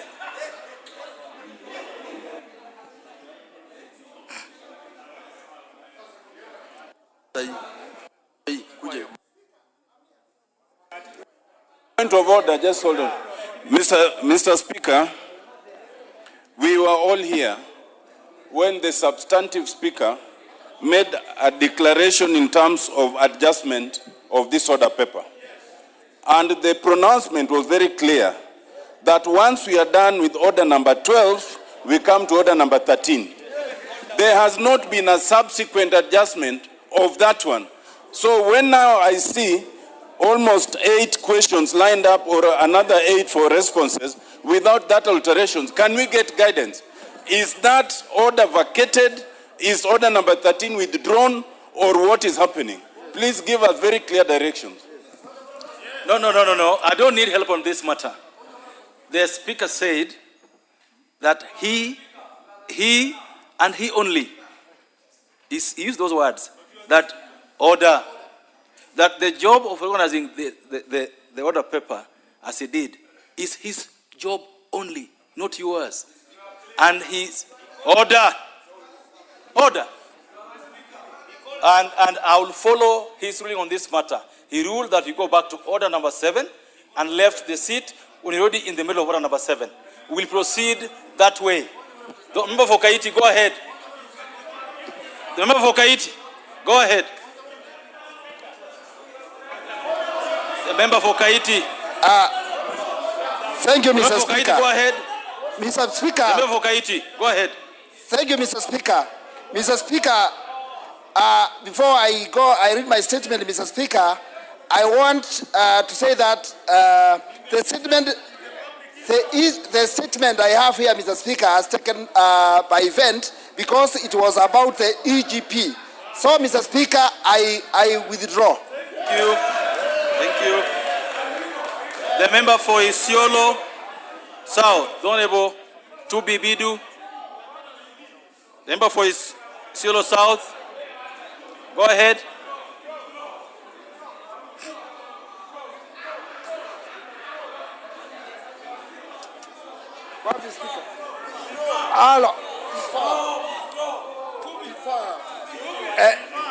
Thank you, Mr. Speaker. When is the time over?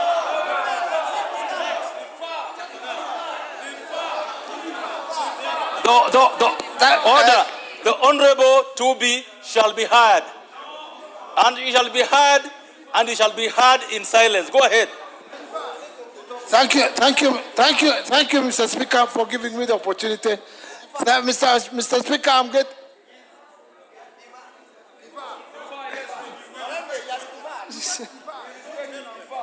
Just a minute.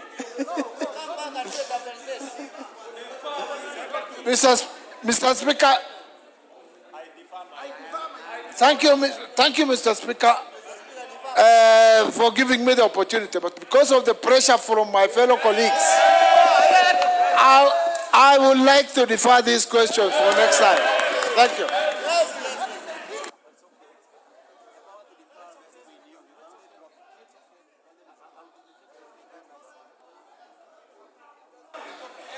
The order, members, you know, the trend you are setting will come back to bite you. The Honorable Tubi, order, the Honorable Tubi, go ahead, order, go ahead and withdraw the question. Thank you. Mr. Speaker, sir.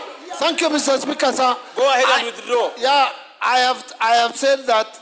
Thank you very much, Mr. Speaker, for giving me the opportunity. But because of the demand from my fellow colleagues, I say let me defer this question. You can only withdraw. Thank you. You can only withdraw, not defer. So go ahead and withdraw the question. So I'm not withdrawing. I'm deferring it for next time. This question is marked as withdrawn, not deferred. Basically dropped. The next question is by the member for Nyandarua County, the Honorable Faith Gitau. Faith Gitau. The Honorable Faith Gitau. The next one is by the member for Luanda, the Honorable Dick Maungu. Give the mic to the Honorable Dick Maungu. Mr. Speaker, looking at the mood in the House and being in the same system, I wish to defer my question to a later date. So the question is accordingly dropped. The next one, no, order. We are on to the last question before I give you a point of order. The last question for today would be from the Honorable Abubakar Talib.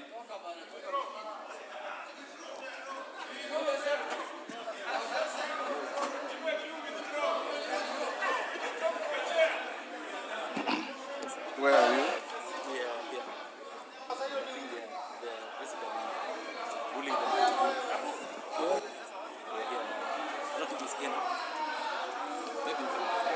Yes, order.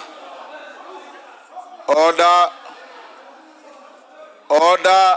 Rally. Honorable Kimilu. Order. It's 2 minutes. Order, Sasa wewe members. una nini bana? Order, members. Osero.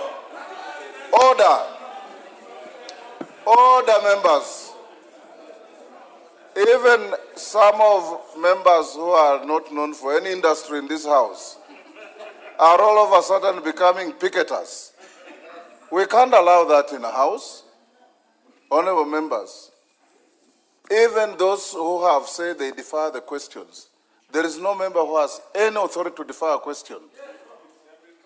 The questions can only be deferred on the authority of the speaker. You cannot stand there and say you defer your question. All questions that have been alleged to be deferred are dropped.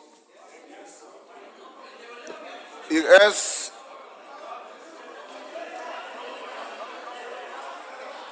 Talib Abakari. Thank you, Honorable Speaker. Honorable Kimilu, I have known you to be a very decent member. If you continue being rowdy, you will constrain the speaker. You know, I hardly send members out of this house, and I don't want to do that. Some of you are young, your constituents are watching, your families are watching, the country is watching. It is disgraceful to be told to leave because you are being rowdy.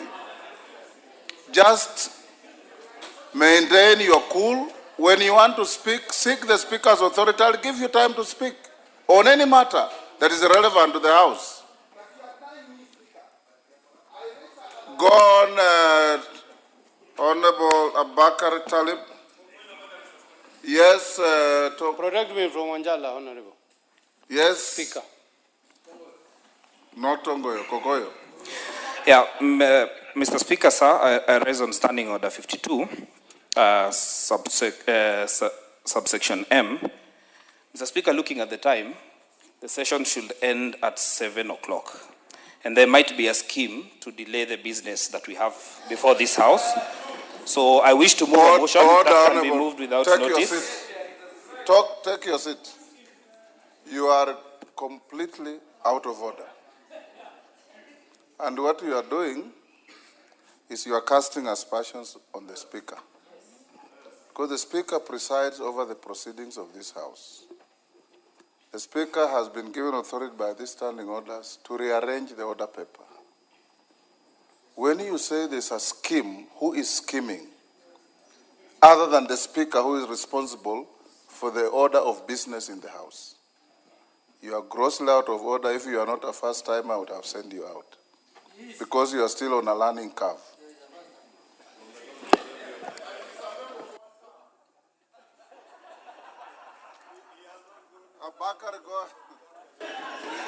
Abakar, go ahead. Yeah, thank you, Honorable Speaker. I withdraw my question. Thank you. Question dropped. Now we go to responses to questions. Defense, intelligence, and foreign relations.